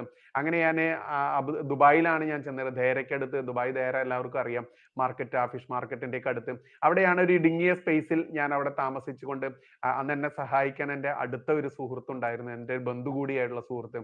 അദ്ദേഹം എൻ്റെ അക്കോമഡേഷനും എനിക്കുള്ള ചെലവിനും കാര്യങ്ങൾക്കൊക്കെ എന്നെ ഹെൽപ്പ് ചെയ്തു. അങ്ങനെ ഞാൻ ഓരോ ദിവസവും ജോബ് ഫോർ സൈറ്റുകളൊക്കെ ഇഷ്ടം പോലെ UAE കിട്ടും. അത് നോക്കി ഓരോ ദിവസവും ഞാൻ 3-4 ഇന്റർവ്യൂകൾ അറ്റൻഡ് ചെയ്യും. അപ്പോൾ ഞാൻ ഈ സുഹൃത്തിനെ വിളിക്കും. ഈ സുഹൃത്ത് എനിക്ക് മുമ്പ് 8-10 കൊല്ലം മുമ്പേ അവിടെ എത്തിയിട്ടുള്ള, ഒരുപാട് നാൾ മുമ്പേ 18 വയസ്സ് കഷ്ടിയായപ്പോൾ മുതൽ അവിടെയുണ്ട്. അപ്പൊ ആ സുഹൃത്തിനെ ഞാൻ വിളിക്കും, ഈ മെസ്സേജ് അയച്ച സുഹൃത്തിനെ ഞാൻ വിളിക്കും, ഡാ ഞാനിവിടെ ഉണ്ട് കേട്ടോ, ഇന്ന സ്ഥലത്തുണ്ട് കേട്ടോ. അപ്പോൾ അദ്ദേഹം പറയും, എടാ ഞാനൊരു ദിവസം വരാം, നിനക്ക് വേണ്ടി ഞാനും ജോലികൾ നോക്കുന്നുണ്ട് എന്ന് പറയാം. നിർഭാഗ്യം എന്ന് പറയട്ടെ, 59 ദിവസം, 60 ദിവസമാണ് വിസിറ്റിംഗ് വിസയുടെ കാലാവധി. അപ്പൊ 59ാമത്തെ ദിവസം വരെയും ഇദ്ദേഹത്തിന് വരാൻ പറ്റിയില്ല. അപ്പൊ ഞാനിങ്ങനെ കരുതി, ദൈവമേ ഇനി എനിക്ക് വിസ എക്സ്റ്റെൻഡ് ചെയ്യേണ്ടി വരുമോ എന്ന് ഞാൻ വേദനയോടെ ആലോചിച്ചിരുന്നു. അതുവരെ എൻ്റെ സുഹൃത്തിന് എന്നെ കാണാൻ, എൻ്റെ ബാല്യകാല സുഹൃത്തിന് എന്നെ, അവന് വാഹനമുണ്ട്, അവന് ഡ്രൈവ് ചെയ്യാൻ അറിയാം, അവന് സ്വന്തമായിട്ട് വാഹനമുണ്ട്, അദ്ദേഹത്തിന് അത്ര കണ്ട് കാശും സൗകര്യവുമുണ്ട്. അദ്ദേഹത്തിന് എന്നെപ്പോലെ ബാല്യകാല സുഹൃത്തിനെ കാണാൻ വേണ്ടി വരാൻ പറ്റിയില്ല. എന്തായാലും ഭാഗ്യം നമ്മളെ കൈവിട്ടില്ല. 59ാമത്തെ ദിവസം ഞാൻ ഇന്റർവ്യൂ അറ്റൻഡ് ചെയ്ത ഒരു സ്ഥാപനത്തിൽ നിന്നും എനിക്ക് എന്നെ വിളിക്കുന്നു, ഞാൻ അങ്ങോട്ട് പോകുന്നു, ഓഫറിംഗ് ലെറ്റർ കിട്ടുന്നു. അങ്ങനെ ഞാൻ 60ാമത്തെ ദിവസം ഞാൻ എക്സിറ്റ് അടിച്ചുകൊണ്ട് പിന്നെ ഒരു 10-20 ദിവസം ഗ്യാപ്പിൽ ഞാൻ വീണ്ടും എനിക്ക് വിസ കിട്ടിയതിന് ശേഷം തിരികെ പോകുന്നു, ജോലിയിൽ പ്രവേശിക്കുന്നു. അപ്പോൾ ഞാൻ എൻ്റെ സുഹൃത്തിനെ ഞാൻ എപ്പോഴും ഓർക്കാറുണ്ട്. ഇത്രയും ദിവസം ഞാൻ കഷ്ടപ്പെട്ട് ഈ ഒരു ജോലിക്ക് വേണ്ടി UAE ഇരുന്ന സമയത്ത് അദ്ദേഹത്തിന് എന്നെ വന്ന് കാണാൻ സമയം കിട്ടിയില്ല. 59 ദിവസവും ഞാൻ വരുന്നത് വരെയും അദ്ദേഹത്തിന് എന്നെ കാണാൻ പറ്റിയില്ല. പിന്നെ ജോലി കിട്ടിയിട്ട് പിന്നെ അദ്ദേഹത്തെ പോയി കാണേണ്ട കാര്യം എനിക്കില്ലല്ലോ. എന്നിരുന്നാലും ഞാൻ ജോലി കിട്ടിയിട്ടും പോയി കണ്ടിരുന്നു. എൻ്റെ അടുത്തോട്ട് വരാൻ തയ്യാറല്ലാത്ത, എന്നെ കാണാൻ താല്പര്യമില്ലാത്ത, സ്നേഹമുണ്ടോ എന്ന് ചോദിച്ചാൽ എനിക്കറിയില്ല. അത്തരത്തിലുള്ള ആ സുഹൃത്തിനെ ഞാൻ കൈവിട്ടില്ല. ഞാൻ വെള്ളിയാഴ്ച ദിവസങ്ങളിൽ ലീവ് ആയതുകൊണ്ട് വ്യാഴാഴ്ച ദിവസം ഞാൻ അവനെ കാണാൻ പോകും. അതല്ലെങ്കിൽ അവിടെ ഒരു ദിവസം താമസിച്ചിട്ട് പിറ്റേന്ന് തിരികെ വരും. ആ രീതിയിൽ ഞാൻ അന്നും കൂട്ടിപ്പിടിച്ചു. തെറ്റുകളും കുറ്റങ്ങളും ഒക്കെ ഉണ്ടെങ്കിലും എൻ്റെ സുഹൃത്തിന് എന്നോട് ആ സ്നേഹം പഴയതുണ്ടോ ഇല്ലെങ്കിലും എനിക്ക് ആ വിട്ടുകളയാനാവില്ലല്ലോ എന്ന് അന്നും ഞാൻ ചിന്തിച്ചു. അതുകൊണ്ട് തന്നെ എല്ലാവരെയും സ്നേഹത്തോടെ, എല്ലാവരെയും പരിചരിക്കാനും സ്നേഹിക്കാനും മാത്രം പഠിച്ച ഞാൻ ഇന്ന് ഈ പറയുന്ന തീവ്രവാദത്തിനെതിരെ നിലകൊള്ളുമ്പോൾ എന്തിനാണ് നിങ്ങൾ വേദനിക്കുന്നത്? നിങ്ങൾ നടത്തുന്ന തീവ്രവാദ പ്രവർത്തനങ്ങൾ, രാജ്യദ്രോഹ പ്രവർത്തനങ്ങൾ, രാജ്യത്തിനെതിരെ നിലകൊള്ളുന്ന ഈ നിലനിൽപ്പ്, അത് മാറ്റാൻ നിങ്ങൾ തയ്യാറല്ല. എന്നെ മാറ്റാൻ നിങ്ങൾ തയ്യാറായി രംഗത്ത് വന്നാൽ നിങ്ങൾക്ക് പോയി പണി നോക്കടാ, പോയി പോടാ പുല്ലേ എന്ന് പറയാൻ മാത്രമേ എനിക്ക് കഴിയുകയുള്ളൂ. അല്ലാതെ വേറെ ഒന്നും പറ്റില്ല. ഇനിയോ ഇത് ഇവന്റെ ബന്ധത്തിലുള്ള ഒരാളൊക്കെ ആയിരുന്നു ഇത്തരത്തിലൊരു ദുബായിൽ പോയിട്ട് ഇങ്ങനെ ജോലി തേടിയിരിക്കുന്നതെങ്കിൽ എന്തായിരിക്കും ഒരു മുസ്ലിം സഹോദരൻ അവരുടെ കുടുംബത്തിൽപ്പെട്ടതോ അതല്ലെങ്കിൽ അവരുടെ സമുദായത്തിൽപ്പെട്ട ഒരാളോടും ചെയ്യുക എന്ന് അന്നെന്റെ മനസ്സിലേക്ക് അറിയാതെ കടന്നു വന്നിരുന്നു. പ്രിയ സുഹൃത്തെ, നിന്നോട് അന്ന് ഞാൻ പറഞ്ഞില്ല. ഇത്രയും കാലം 10-20 കൊല്ലമായിട്ടും നമ്മൾ കാണുമ്പോഴും ഞാൻ പറയാറില്ല. എനിക്കതിന്റെ ആവശ്യമില്ല. കാരണം ഭഗവാൻ നമ്മളെ സൃഷ്ടിച്ചിട്ടുണ്ടെങ്കിൽ ആ ഭഗവാൻ അന്നം തരും, നമ്മൾക്ക് വായ കീറിയിട്ടുണ്ടെങ്കിൽ അന്നം തരുമെന്ന് കാരണവന്മാർ പറഞ്ഞ പോലെ തന്നെ എനിക്ക് എൻ്റെ കഴിവിൽ വിശ്വാസമുണ്ടായിരുന്നു. എനിക്ക് ജോലി കിട്ടുമെന്ന് എനിക്ക് ഉറപ്പായിരുന്നു. അതുകൊണ്ട് എനിക്ക് നീ വരാത്തതിലോ നീ എന്നെ കാണാത്തതിലോ എനിക്ക് ജോലിക്ക് വേണ്ടി പ്രവർത്തിക്കാത്തതിലോ ശ്രമിക്കാത്തതിലോ ഒന്നും എനിക്ക് അന്നും വിഷമമില്ല, ഇന്നും വിഷമമില്ല. പക്ഷേ എല്ലാം വിഷമത്തിന്റെ അല്ലെങ്കിൽ പോലും മനസ്സിലൂടെ കടന്നുപോയ നിമിഷങ്ങൾ ഉണ്ടായിരുന്നു പ്രിയ സുഹൃത്തെ, ബാല്യകാല സുഹൃത്തെ എന്ന് പച്ചയ്ക്ക് പറയട്ടെ. പിന്നെ ഞാൻ അദ്ദേഹത്തോട് പറഞ്ഞു, ഞാൻ ഇനിയും എൻ്റെ സമുദായത്തിന് വേണ്ടി നിലകൊണ്ടില്ലെങ്കിൽ എൻ്റെ വരും തലമുറയ്ക്ക് ഈ നാട്ടിൽ എങ്ങനെയാണ് സമാധാനത്തോടെ സംസ്കാരത്തോടെ സ്വതന്ത്രമായി ജീവിക്കാൻ ആവും എന്നത് ഇന്ന് ഓരോ ഹിന്ദുക്കളുടെ മനസ്സിലും മാറ്റം വന്നിട്ടുണ്ടടാ എന്ന് ഞാൻ അങ്ങനെ മാറ്റം വന്നിട്ടുണ്ടടാ എന്ന് ഞാൻ പറഞ്ഞു. അതായത് ഞാൻ ഇനിയും എൻ്റെ സമുദായത്തിന് വേണ്ടി നിലകൊണ്ടില്ലെങ്കിൽ എൻ്റെ വരും തലമുറയ്ക്ക് ഈ നാട്ടിൽ എങ്ങനെ സമാധാനത്തോടെ സംസ്കാരത്തോടെ സ്വതന്ത്രമായി ജീവിക്കാൻ ആവും എന്നത് ഇന്ന് ഓരോ ഹിന്ദുക്കളുടെ മനസ്സിലും മാറ്റം വന്നിട്ടുണ്ട് പ്രിയ സുഹൃത്തെ. എന്തുകൊണ്ടെന്നറിയാമോ? അതിന് കാരണക്കാർ നിങ്ങളാണ്, ഇവിടത്തെ മുസ്ലിങ്ങൾ തന്നെയാണെന്ന് പറയുന്നതിൽ എനിക്ക് ഭയവുമില്ല, മടിയുമില്ല, ഒന്നുമില്ല. അത് തന്നെയാണ് യാഥാർത്ഥ്യം. പിന്നെയോ ആലോചിച്ച് നോക്കൂ, ഇന്ന് ഓരോ ഹിന്ദുവും ചിന്തിച്ചു തുടങ്ങിയിട്ടുണ്ട്.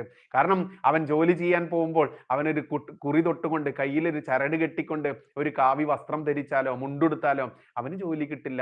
അവനൊരു BJP കാരനോ ഏത് രാഷ്ട്രീയത്തിനും സ്വാതന്ത്ര്യമുണ്ട് ഇവിടെ വിശ്വസിക്കാൻ, പ്രവർത്തിക്കാൻ, ഏത് സംഘടനയിലും പ്രവർത്തിക്കാനും എല്ലാത്തിനും സ്വാതന്ത്ര്യമുണ്ട്. ഇവിടെ മതേതരത്വമാണ്, പിന്നെയോ ഇവിടെ സോഷ്യലിസമാണ്, മറ്റേദിസമാണെന്നും പറഞ്ഞു നടക്കുന്നവന്മാരൊക്കെ. പക്ഷേ ഒരു ഹിന്ദു കയ്യിൽ ചരട് കെട്ടിയാൽ, അവന്റെ നെറ്റിയിലൊരു കുറി തൊട്ടാൽ അപ്പോൾ അവന് കൊടുക്കുന്ന എന്ത് ബഹുമാനമാണ്, എന്താണ് ഇവിടെ നടക്കുന്നതെന്ന് ചിന്തിച്ചു തുടങ്ങിയിട്ടുണ്ട് ഇവിടുത്തെ ഹിന്ദുക്കൾ. ആ ചിന്താശേഷിയിലേക്ക് അവരെ കൊണ്ടുവരാൻ വേണ്ടി എന്നാൽ കഴിയുന്ന കാര്യങ്ങൾ ഇനിയും ചെയ്യും പ്രിയ സുഹൃത്തെ, ബാല്യകാല സുഹൃത്തെ. അത് വരുത്തിയത് ഈ നാട്ടിലെ ഇസ്ലാമിക തീവ്രവാദികളാണ്. അതിൽ നമ്മുടെ പുതിയത്ത് കോമു നൗഷാദിനെ പോലെ ഉള്ളവർക്ക് അടക്കം പങ്കുണ്ട്. ഞങ്ങളുടെ ഈ കൂട്ടത്തിലുണ്ടായിരുന്ന ഒരുത്തനാണ്, നിങ്ങൾക്ക് അറിയുന്നവർക്ക് അറിയാൻ പറ്റും, അമരമ്പലം പഞ്ചായത്തിൽ കവളമുക്കട്ട എന്ന് പറയുന്ന ഒരു സ്ഥലമുണ്ട്. അതിന്റെ ആ കവളമുക്കട്ട എത്തുന്നതിന് മുമ്പ് ഗേറ്റിങ്ങൽ എന്ന് പറയുന്ന ഒരു സ്ഥലമുണ്ട്. പണ്ടൊരു എസ്റ്റേറ്റ് ഉണ്ടായിരുന്നു. ആ എസ്റ്റേറ്റിന്റെ ഗേറ്റ് ഉള്ളത് കൊണ്ടാണ് ആ ഗേറ്റിങ്ങൽ എന്ന് വിളിച്ചിരുന്നത്. ഇന്ന് ആ ഗേറ്റ് ഒന്നുമില്ല. ആ എസ്റ്റേറ്റ് റോഡൊക്കെ ഇന്ന് പൊതു റോഡായി മാറിയിട്ടുണ്ട്. അവിടെ നിന്ന് അങ്ങോട്ട് ആ ഗേറ്റിലൂടെ അങ്ങോട്ട് കയറി കഴിഞ്ഞാൽ 1, 2, 3ാമത്തെ വീടായിട്ടുള്ള പുതിയത്ത് എന്ന് പറയുന്ന പുതിയത്ത്, അവന്റെ ഉപ്പയുടെ പേര് ഞാനിവിടെ പറയുന്നില്ല, അവിടെ നൗഷാദ് എന്ന് വിളിക്കുന്ന ഒരുത്തനുണ്ട്. കോമു നൗഷാദ് എന്നാണ് പണ്ട് മുതലേ അവനെ അറിയപ്പെടുക. എല്ലാം കൊണ്ടും ഒരു ആരോഗ്യ ദൃഢഗാത്രനായി പണ്ട് മുതലേ തന്നെ ഒരു ക്രൗര്യത മുഖത്തും സ്വഭാവത്തിലും ഉണ്ടായിരുന്ന ഈ കോമു നൗഷാദ് ഇന്ന് ആ ഏകദേശമാവുള്ള പ്രദേശമുണ്ടല്ലോ, ആ പഞ്ചായത്തിൽ ഇവൻ ഒരുപാട് നാൾ വിദേശത്തായിരുന്നു. വിദേശത്ത് നിന്ന് വന്നതിന് ശേഷം ഇവൻ പഠിച്ചത് എന്താണോ പ്രവർത്തിക്കുന്നത് എന്താണോന്ന് അറിയുന്നില്ല. ഇന്ന് ഇസ്ലാമിക തീവ്രവാദികൾക്ക് വേണ്ടി പ്രവർത്തിക്കുന്ന രീതിയിൽ ആ ഏരിയകളിൽ മുസ്ലിം തീവ്രവാദി എന്ന് ഏതൊരാളും മുഖത്ത് നോക്കി പറയും, അതല്ലെങ്കിൽ വിളിക്കേണ്ട അവസ്ഥയിലേക്ക് മാറിയിട്ടുള്ള ഞങ്ങളുടെ എല്ലാം പ്രിയപ്പെട്ട കൂട്ടുകാരനുണ്ട്, കോമു നൗഷാദ് എന്ന് വിളിക്കുന്ന നൗഷാദ്. ഈ നൗഷാദ് അടക്കമുള്ള ആളുകൾ തന്നെയാണ് ഇന്ന് ഈ കേരളത്തിലെ പാവം പിടിച്ച ഓരോ ഹിന്ദുവിനെയും ഇത്തരത്തിൽ ചിന്തിക്കാനുള്ള പ്രാപ്തിയിലേക്ക് എത്തിച്ചത്. അതുകൊണ്ട് പ്രിയപ്പെട്ട ബാല്യകാല സുഹൃത്തെ, മുസ്ലിം സഹോദര, നീ കോമു നൗഷാദിനോട് പറയുമോ, നിന്റെ ഈ ഇസ്ലാമിക തീവ്രവാദം നിർത്തടാ, ഇവിടെ ജനങ്ങളായി കാണടാ, നമ്മൾ ബാല്യകാലത്തിൽ വളർന്നു വന്നത് അങ്ങനെയല്ലേടാ, നമ്മളൊക്കെ കളിച്ച ക്രിക്കറ്റുകൾക്കും നമ്മളൊക്കെ തമ്മിൽ തല്ലുകൂടിയ ചെറിയ ചെറിയ കളികൾക്കും അതല്ലെങ്കിൽ അടികൾക്കും തെറ്റുകുറ്റങ്ങൾക്കുമൊക്കെ എത്ര സുന്ദരകരമായിട്ടുള്ള നിമിഷങ്ങളിലൂടെയാടാ നമ്മൾ കടന്നുപോയത്. അതുകൊണ്ട് പ്രിയപ്പെട്ട നൗഷാദെ, നമ്മൾ സഹോദരരല്ലേടാ, നമ്മളെ ഹിന്ദു സഹോദരരും ക്രിസ്ത്യൻ സഹോദരരും നമ്മുടെ സ്വന്തമല്ലേടാ, നമ്മൾ അങ്ങനെയല്ലേടാ പഠിച്ചത്, അങ്ങനെയല്ലേടാ വളർന്നത് എന്ന് പറഞ്ഞു കൊടുക്കാൻ ഹേ ബാല്യകാല സുഹൃത്തെ, മുസ്ലിം സഹോദര സുഹൃത്തെ, നിനക്കെന്തേ നൗഷാദിനോട് പറയാൻ തോന്നുന്നില്ല? അതാണ് ഞമ്മന്റെ ഗുണം, ഞമ്മന്റെ വർഗ ഗുണം എന്ന് ആരെങ്കിലും പറഞ്ഞാൽ ഞാൻ അങ്ങനെ പറയില്ല. അങ്ങനെ പറഞ്ഞാൽ എങ്ങനെയാണ് അവരെ കുറ്റപ്പെടുത്താനാവുക? ഇനിയോ ഇല്ല, അവിടെയാണ് എല്ലാത്തിൻ്റെയും പ്രശ്നം. യെസ്, കോമു നൗഷാദിനെ പോലെയുള്ള നൗഷാദിനോട് പറയാൻ നിങ്ങൾക്ക് ആവുന്നില്ലെങ്കിൽ അവിടെയാണ് എല്ലാത്തിൻ്റെയും പ്രശ്നം. അതുകൊണ്ട് ഹിന്ദുവിനെ തിരുത്തിക്കൊണ്ട് ഹിന്ദുവിന്റെ ശൗര്യം, ആ ഉണർന്ന ശൗര്യം, ആ ശൗര്യത്തോടെയുള്ള ഹിന്ദുവിന്റെ തലയിലേക്ക് ശൗര്യത്തിലേക്ക് വെള്ളമൊഴിച്ചുകൊണ്ട് അവനെ തണുപ്പിക്കാനോ അവനെ പിന്തിരിപ്പിക്കാനോ ഇനി ആവില്ല ഹേ ബാല്യകാല സുഹൃത്തെ മുസ്ലിം സഹോദര എന്ന് പച്ചയ്ക്ക് പറയട്ടെ. ഇനിയോ പറഞ്ഞാലും തീരില്ലടാ. അതാക്കി ഇന്നത്തെ കേരളത്തെ ഇവിടെ ഭരിച്ചു മുടിച്ച ഇടതും വലതും. ഇവിടെ എത്രയോ പതിറ്റാണ്ടുകളായി ഇവിടെ ഭരിച്ചു മുടിക്കുന്ന ഇടതും വലതും തന്നെയാണ്, രാഷ്ട്രീയ കക്ഷികൾ തന്നെയാണ്. അവർക്ക് ജയിച്ചു കയറാൻ വേണ്ടി മാത്രം ഇവിടുത്തെ ഹിന്ദുവിനെയും മുസ്ലിമിനെയും ക്രിസ്ത്യാനിയെയും പരസ്പരം തല്ലുകൂടിച്ചുകൊണ്ട് ഇസ്ലാമിക ജിഹാദിസത്തിന് വളക്കൂറുള്ള മണ്ണാക്കി മാറ്റിയത്, ഇസ്ലാമിക ഭീകരവാദത്തിന് വളക്കൂറുള്ള മണ്ണാക്കി മാറ്റിയത്, ദൈവത്തിന്റെ ലോകമായിരുന്ന, ദൈവത്തിന്റെ നാടായിരുന്ന ഈ നാടിനെ ചെകുത്താൻ തീരെഴുതി കൊടുത്തതും ഇവിടെ മാറി മാറി ഭരിച്ച ഈ പറയുന്ന ഇടതും വലതും മാത്രമാണ്. അതുകൊണ്ട് ഈ രാഷ്ട്രീയക്കാർ, ഈ ഭരണക്കാർ മുടിച്ച ഈ നാട്ടിൽ നിങ്ങൾ നല്ല മുസ്ലിങ്ങൾ എന്ന് മേനി പറഞ്ഞ് നടക്കുന്ന നിങ്ങൾക്ക് ഇവരെ പിന്തിരിപ്പിക്കാൻ കഴിയില്ലെങ്കിൽ ഇനിയും വരാനിരിക്കുന്ന നാടുകളിൽ കൃത്യമായിട്ടും ഹിന്ദു അവന്റെ സ്വത്വം തിരിച്ചറിയും. അവന്റെ സ്വത്വം തിരിച്ചറിയുന്നത് വരെ മാത്രമേ ഇസ്ലാമിക ജിഹാദികളെ, നിങ്ങളുടെ ഈ ജിഹാദിസം, നിങ്ങളുടെ ഈ രാജ്യദ്രോഹം ഈ നാട്ടിൽ നടമാടുകയുള്ളൂ, ഈ നാട് രക്ഷപ്പെടുകയുള്ളൂ. അന്ന് നീയൊക്കെ നിർത്തുമ്പോൾ മാത്രമേ ഹിന്ദുവിന്റെ ശൗര്യം ഉണർന്ന് അവൻ രംഗത്തിറങ്ങുമ്പോൾ മാത്രമേ നീയൊക്കെ അടങ്ങുകയുള്ളൂ എന്ന് യാഥാർത്ഥ്യം ഓരോ ഹിന്ദുവും തിരിച്ചറിഞ്ഞു തുടങ്ങിയിട്ടുണ്ട്. ഇനിയോ ഞാൻ രാഷ്ട്രീയക്കാരനല്ല, ഞാൻ സംഘിയല്ല, എന്നിലുള്ളത് തീവ്ര ഹിന്ദുത്വവാദി മാത്രമാണ്. ഓരോ ഹിന്ദു സഹോദരർക്ക് വേണ്ടി, ഓരോ ഹിന്ദു കുടുംബങ്ങൾക്ക് വേണ്ടി മാത്രമാണ് ഈ VK ബൈജു എന്ന് പറയുന്നത് ഞാൻ പ്രവർത്തിക്കുന്നത്. അതല്ലാതെ ഒരു രാഷ്ട്രീയക്കാരൻ, അത് ഏത് രാഷ്ട്രീയക്കാരനാണെങ്കിലും ഹിന്ദുവിനെതിരെ പ്രവർത്തിക്കുന്നവനാണെങ്കിൽ അവനെ ഞാൻ പച്ചയ്ക്ക് പറയും. ഹിന്ദുക്കൾക്ക് വേണ്ടി പ്രവർത്തിക്കാത്ത, ഹിന്ദുവിന്റെ വോട്ട് നേടി വിജയിച്ച ഏതൊരാളാണെങ്കിലും ഞാൻ പറയും, അതെ ശബരിമല വിഷയം പറയുന്നു, ശബരിമലയ്ക്ക് വേണ്ടി, ശബരിമല കൊള്ളക്കാർക്ക് ഒത്താശ ചെയ്യുന്ന കമ്മ്യൂണിസ്റ്റിനും കോൺഗ്രസിനുമെതിരെ എന്തേ ഇവിടുത്തെ BJP-ക്കാർ മിണ്ടുന്നില്ല? എന്തേ 3 BJP MLA-മാരെ നിങ്ങളുടെ വായിൽ അണ്ണാക്കിൽ പഴം തിരികിയിരിക്കുകയാണോ എന്ന് ഞാൻ ഉറക്കെ ചോദിക്കും. കാരണം അതേടാ, ഞാൻ ഹിന്ദുവാടാ, ഹിന്ദുവിന് വേണ്ടി മാത്രമാണടാ എൻ്റെ ഈ ജന്മം എന്ന് വിശ്വസിക്കുന്ന പ്രവർത്തിക്കുന്ന ആളാണ് ഞാൻ. ഇനിയോ പക്ഷേ എൻ്റെ ഭാവി തലമുറയ്ക്ക് ഈ നാട്ടിൽ ഹിന്ദു എന്ന് അഭിമാനത്തോടെ പറഞ്ഞ് ആചാരങ്ങളും അനുഷ്ഠാനങ്ങളും സംസ്കാരവും പിന്തുടർന്ന് തന്നെ ജീവിച്ചു മരിക്കണമെന്നതും എൻ്റെ ജീവന്റെ ലക്ഷ്യമാണ് സഹോദര. കാരണം ഇതിനെല്ലാം വലിയൊരു കാരണമുണ്ടെന്നറിയാമോ? കാശ്മീർ പണ്ഡിറ്റുകളെ പോലെ ഉടുതുണിക്കും മറുതുണിയില്ലാതെ ഓടിപ്പോവാൻ ഞാൻ തയ്യാറല്ലടോ, എൻ്റെ വരും തലമുറ തയ്യാറല്ലടോ. എൻ്റെ മക്കളെ താങ്കൾ പറഞ്ഞല്ലോ, നിന്റെ മക്കൾ വളർന്നു വരികയാണ്, നീ അത് മനസ്സിലാക്കണം എന്ന് നീ പറഞ്ഞല്ലോ. എടോ, അതുകൊണ്ട് തന്നെയാടോ എൻ്റെ ഭയം, എൻ്റെ മക്കൾ തന്നെയാടോ, എങ്ങനെയാടോ എൻ്റെ മക്കൾ ഇവിടെ ഇനി കാലമുള്ള വരാനിരിക്കുന്ന കാലത്ത് ജീവിക്കുക? ഇവിടെ ഹിന്ദു എന്ന് പറയുമ്പോഴേക്കും അവനെ 2ാം പൗരനാക്കിക്കൊണ്ട് വെറും അടിമയാക്കി വളർത്തുന്ന, അതല്ലെങ്കിൽ അവന്റെ സഹോദരി അമ്മമാരെ അടക്കം ലവ് ജിഹാദിൽ പെടുത്തി കൊണ്ടുപോയി തീവ്രവാദികൾക്ക് കൂട്ടിക്കൊടുക്കുന്ന, പെറ്റുകൂട്ടാനുള്ള യന്ത്രമാക്കി മാറ്റാൻ വേണ്ടി മുസ്ലിം മതത്തിലേക്ക് ചേർക്കുന്ന ഹേ ജിഹാദികളെ, നിങ്ങളോട് എനിക്ക് പറയാനുള്ളത് ഇത് തന്നെയാണ്. എൻ്റെ വരാനിരിക്കുന്ന തലമുറയ്ക്ക്, എൻ്റെ കുഞ്ഞു മക്കൾക്ക്, അവർക്ക് വേണ്ടി ഇനിയും ഞാൻ രംഗത്ത് വന്നില്ലെങ്കിൽ അത് തന്നെയാടോ എൻ്റെ ഭയം, അത് തന്നെയാടോ ഇന്ന് എന്നെ ഈ രീതിയിലേക്ക് എത്തിച്ചിരിക്കുന്നത് പ്രിയപ്പെട്ട ബാല്യകാല സുഹൃത്തെ. ഇനിയോ 1921 13,000 അധികം വരുന്ന ഹിന്ദുക്കളെ കൂട്ടക്കുരുതി നടത്തിയ, ആയിരക്കണക്കിന് ക്ഷേത്രങ്ങൾ തല്ലിത്തകർത്ത് കൊള്ളയടിച്ച ദുഷ്ടൻ, കൊള്ളക്കാരൻ, വാരിയംകുന്നനെ ആരാധിക്കുന്ന നേതാവായി കാണുന്ന ആളുകളുടെ നാട്ടിൽ മറ്റൊരു 1921 1990 അനുഭവിക്കാൻ ഇനി ഒരു ഹിന്ദുവും അനുവദിക്കില്ല. എന്തേ, സത്യമല്ലേ? വാരിയംകുന്നനെ പൂവിട്ടാരാധിക്കുന്ന കൂട്ടത്തിൽപ്പെട്ട കൂട്ടത്തിൽപ്പെട്ടവനല്ല ഞാനെന്ന് പച്ചയ്ക്ക് തുറന്നു പറഞ്ഞ് രംഗത്ത് വരാൻ പറയാൻ നട്ടെല്ലുള്ള തൻ്റെയുള്ള ഒറ്റ ബാപ്പയ്ക്ക് പിറന്ന ഏതെങ്കിലും മുസ്ലിം സഹോദരന്മാരുണ്ടോ? വാരിയംകുന്നനെ ഇവിടെ നടത്തിയത് 13,000-ലധികം വരുന്ന ഹിന്ദുക്കളെ കൊന്നൊടുക്കി മാത്രമാണോ? ആയിരക്കണക്കിന് ഹിന്ദുക്കളെ ഭയപ്പെടുത്തിക്കൊണ്ട് കത്തിയുടെ മുനയിൽ, വാളിന്റെ മുനയിൽ, കുന്തത്തിന്റെ മുനയിൽ നിർത്തിക്കൊണ്ട്, അതല്ലെങ്കിൽ അത്ര കണ്ട് ശാരീരികമായിട്ട് മറ്റു രീതിയിലും ദ്രോഹിച്ചുകൊണ്ട് മതം മാറ്റി. എടോ, നിന്റെയൊക്കെ ബാപ്പാന്റെ പേര് പോയി നോക്കുമ്പോൾ നീയൊക്കെ എങ്ങനെയാണോ മുഹമ്മദും അഷ്റഫും ജബ്ബാറും ആവുന്നത് എന്ന് ചോദിക്കാതിരിക്കാനാവില്ല. എങ്ങനെയാണ് നീയൊക്കെ നഫീസയും മറിയക്കുട്ടിയും അതല്ലെങ്കിൽ ആയിഷയും ഒക്കെ ആവുന്നത് എന്ന് ചോദിക്കാതിരിക്കാനാവില്ല. കാരണം അതായിരുന്നു ഈ നാട്ടിൽ നടന്നത്. അത് എത്ര വർഷമായി? 105 വർഷം കഴിഞ്ഞില്ലേ? 1921 നടന്നല്ലേ? 1921 105 വർഷം കഴിഞ്ഞ കാര്യമാണോ നീ പറയുന്നത് എന്ന് ചോദിക്കുമ്പോൾ അവിടെയുണ്ട് 1990 കാശ്മീർ പണ്ഡിറ്റുകൾക്ക് എന്താണ് സംഭവിക്കുന്നത്? നമ്മൾ ഈ കുറഞ്ഞ വർഷങ്ങൾക്ക് മുൻപ്, വെറും 36 വർഷങ്ങൾക്ക് മുൻപ് കാശ്മീർ പണ്ഡിറ്റുകളെ എങ്ങനെയാണോ നീയൊക്കെ ഓടിച്ചത്? സ്വന്തം കൂടപ്പിറപ്പിനെ പോലെ സ്നേഹിച്ച മുസ്ലിം സഹോദരൻ ഇപ്പുറത്തിരുന്നു കൊണ്ട് ഇങ്ങോട്ട് ഒറ്റുകൊടുത്തുകൊണ്ട് ഓരോ ഹിന്ദുക്കളെയും ദ്രോഹിച്ച, ചതിച്ച ആ കഥ ചരിത്രം വായിക്കുന്ന ഏതൊരാൾക്കും അറിയാൻ പറ്റുമോ? ചരിത്രത്തെ എത്ര കാലം നിങ്ങൾ മൂടി വെച്ചാലും ചരിത്രം ഒരു നാൾ ഉയർത്തെഴുന്നേറ്റ് വരിക തന്നെ ചെയ്യും. ആ ചരിത്രം ഉറക്കെ പറയാൻ ഒരുപാട് ആയിരം നാവുകൾ, അനന്തന്മാർ ഉണർന്നു വരിക തന്നെ ചെയ്യും. അതുകൊണ്ട് 1921 105 വർഷം കഴിഞ്ഞില്ലേ എന്ന് ചോദിക്കുന്നവർ, അവരോട് ചോദിക്കണം, എടോ 1990 കാശ്മീർ പണ്ഡിറ്റുകൾക്ക് സംഭവിച്ചത് എന്താ? വെറും 36 വർഷങ്ങൾക്ക് മുൻപ് നമ്മുടെയൊക്കെ, എനിക്ക് 14-13 വയസ്സുള്ള സമയത്ത്, സുഹൃത്തെ, ബാല്യകാല സുഹൃത്തെ, നമ്മൾ ഹൈസ്കൂളിൽ പഠിച്ച കാലത്തായിരുന്നു ഈ കാശ്മീർ പണ്ഡിറ്റുകൾ എടുത്തുകൊണ്ട് ഓടിയത്. അവരുടെ സ്ത്രീജനങ്ങളെ ഇസ്ലാമിക ജിഹാദികൾ, മുസ്ലിങ്ങൾ അതിക്രൂരമായിട്ട് ബലാത്സംഗം ചെയ്തും കെട്ടിത്തൂക്കിയും കൊന്നൊടുക്കിയും മതം മാറ്റിയും ചെയ്ത ആ ദുഷ്ടത വെറും 36 വർഷങ്ങൾക്ക് ഇപ്പുറമാടോ? അന്ന് നിനക്കും എനിക്കും 13-14 ഒക്കെ വയസ്സായിരുന്നടോ. എന്തേ അത് നീ മറന്നോ? എന്തേ ചരിത്രം നിനക്കറിയില്ലേ? അതോ വാരിയംകുന്നൻ അടക്കമുള്ള ഇസ്ലാമിക തീവ്രവാദികൾ അക്കാലത്ത് നടത്തിയതും 90കളിൽ നടത്തിയതും നിനക്കൊക്കെ ആരാധ്യ പുരുഷന്മാരാണോ? വാരിയംകുന്നൻ അടക്കമുള്ളവർ നിനക്കൊക്കെ ആരാധിക്കുന്ന പുരുഷനാണോ? കർഷക സമരമെന്നും സ്വാതന്ത്ര്യ സമരമെന്നും ഒക്കെ വാഴ്ത്തിക്കൊണ്ട് വാരിയംകുന്നൻ നടത്തിയ കൊലയ്ക്കും മതം മാറ്റത്തിനും നേതൃത്വം നൽകിയ കുടുംബങ്ങളുടെ വരും തലമുറയ്ക്ക് ഈ നാട്ടിൽ ഭരിച്ച ഇടതും വലതും പെൻഷൻ കൊടുക്കുന്നത് വരെ ഉണ്ട് എന്ന് അറിയുമ്പോൾ എങ്ങനെയാണോ ഇവിടത്തെ ഹിന്ദു ചരിത്രം അറിയുന്ന ഹിന്ദു എങ്ങനെയാണോ ക്ഷമയോടെ ഇരിക്കുക?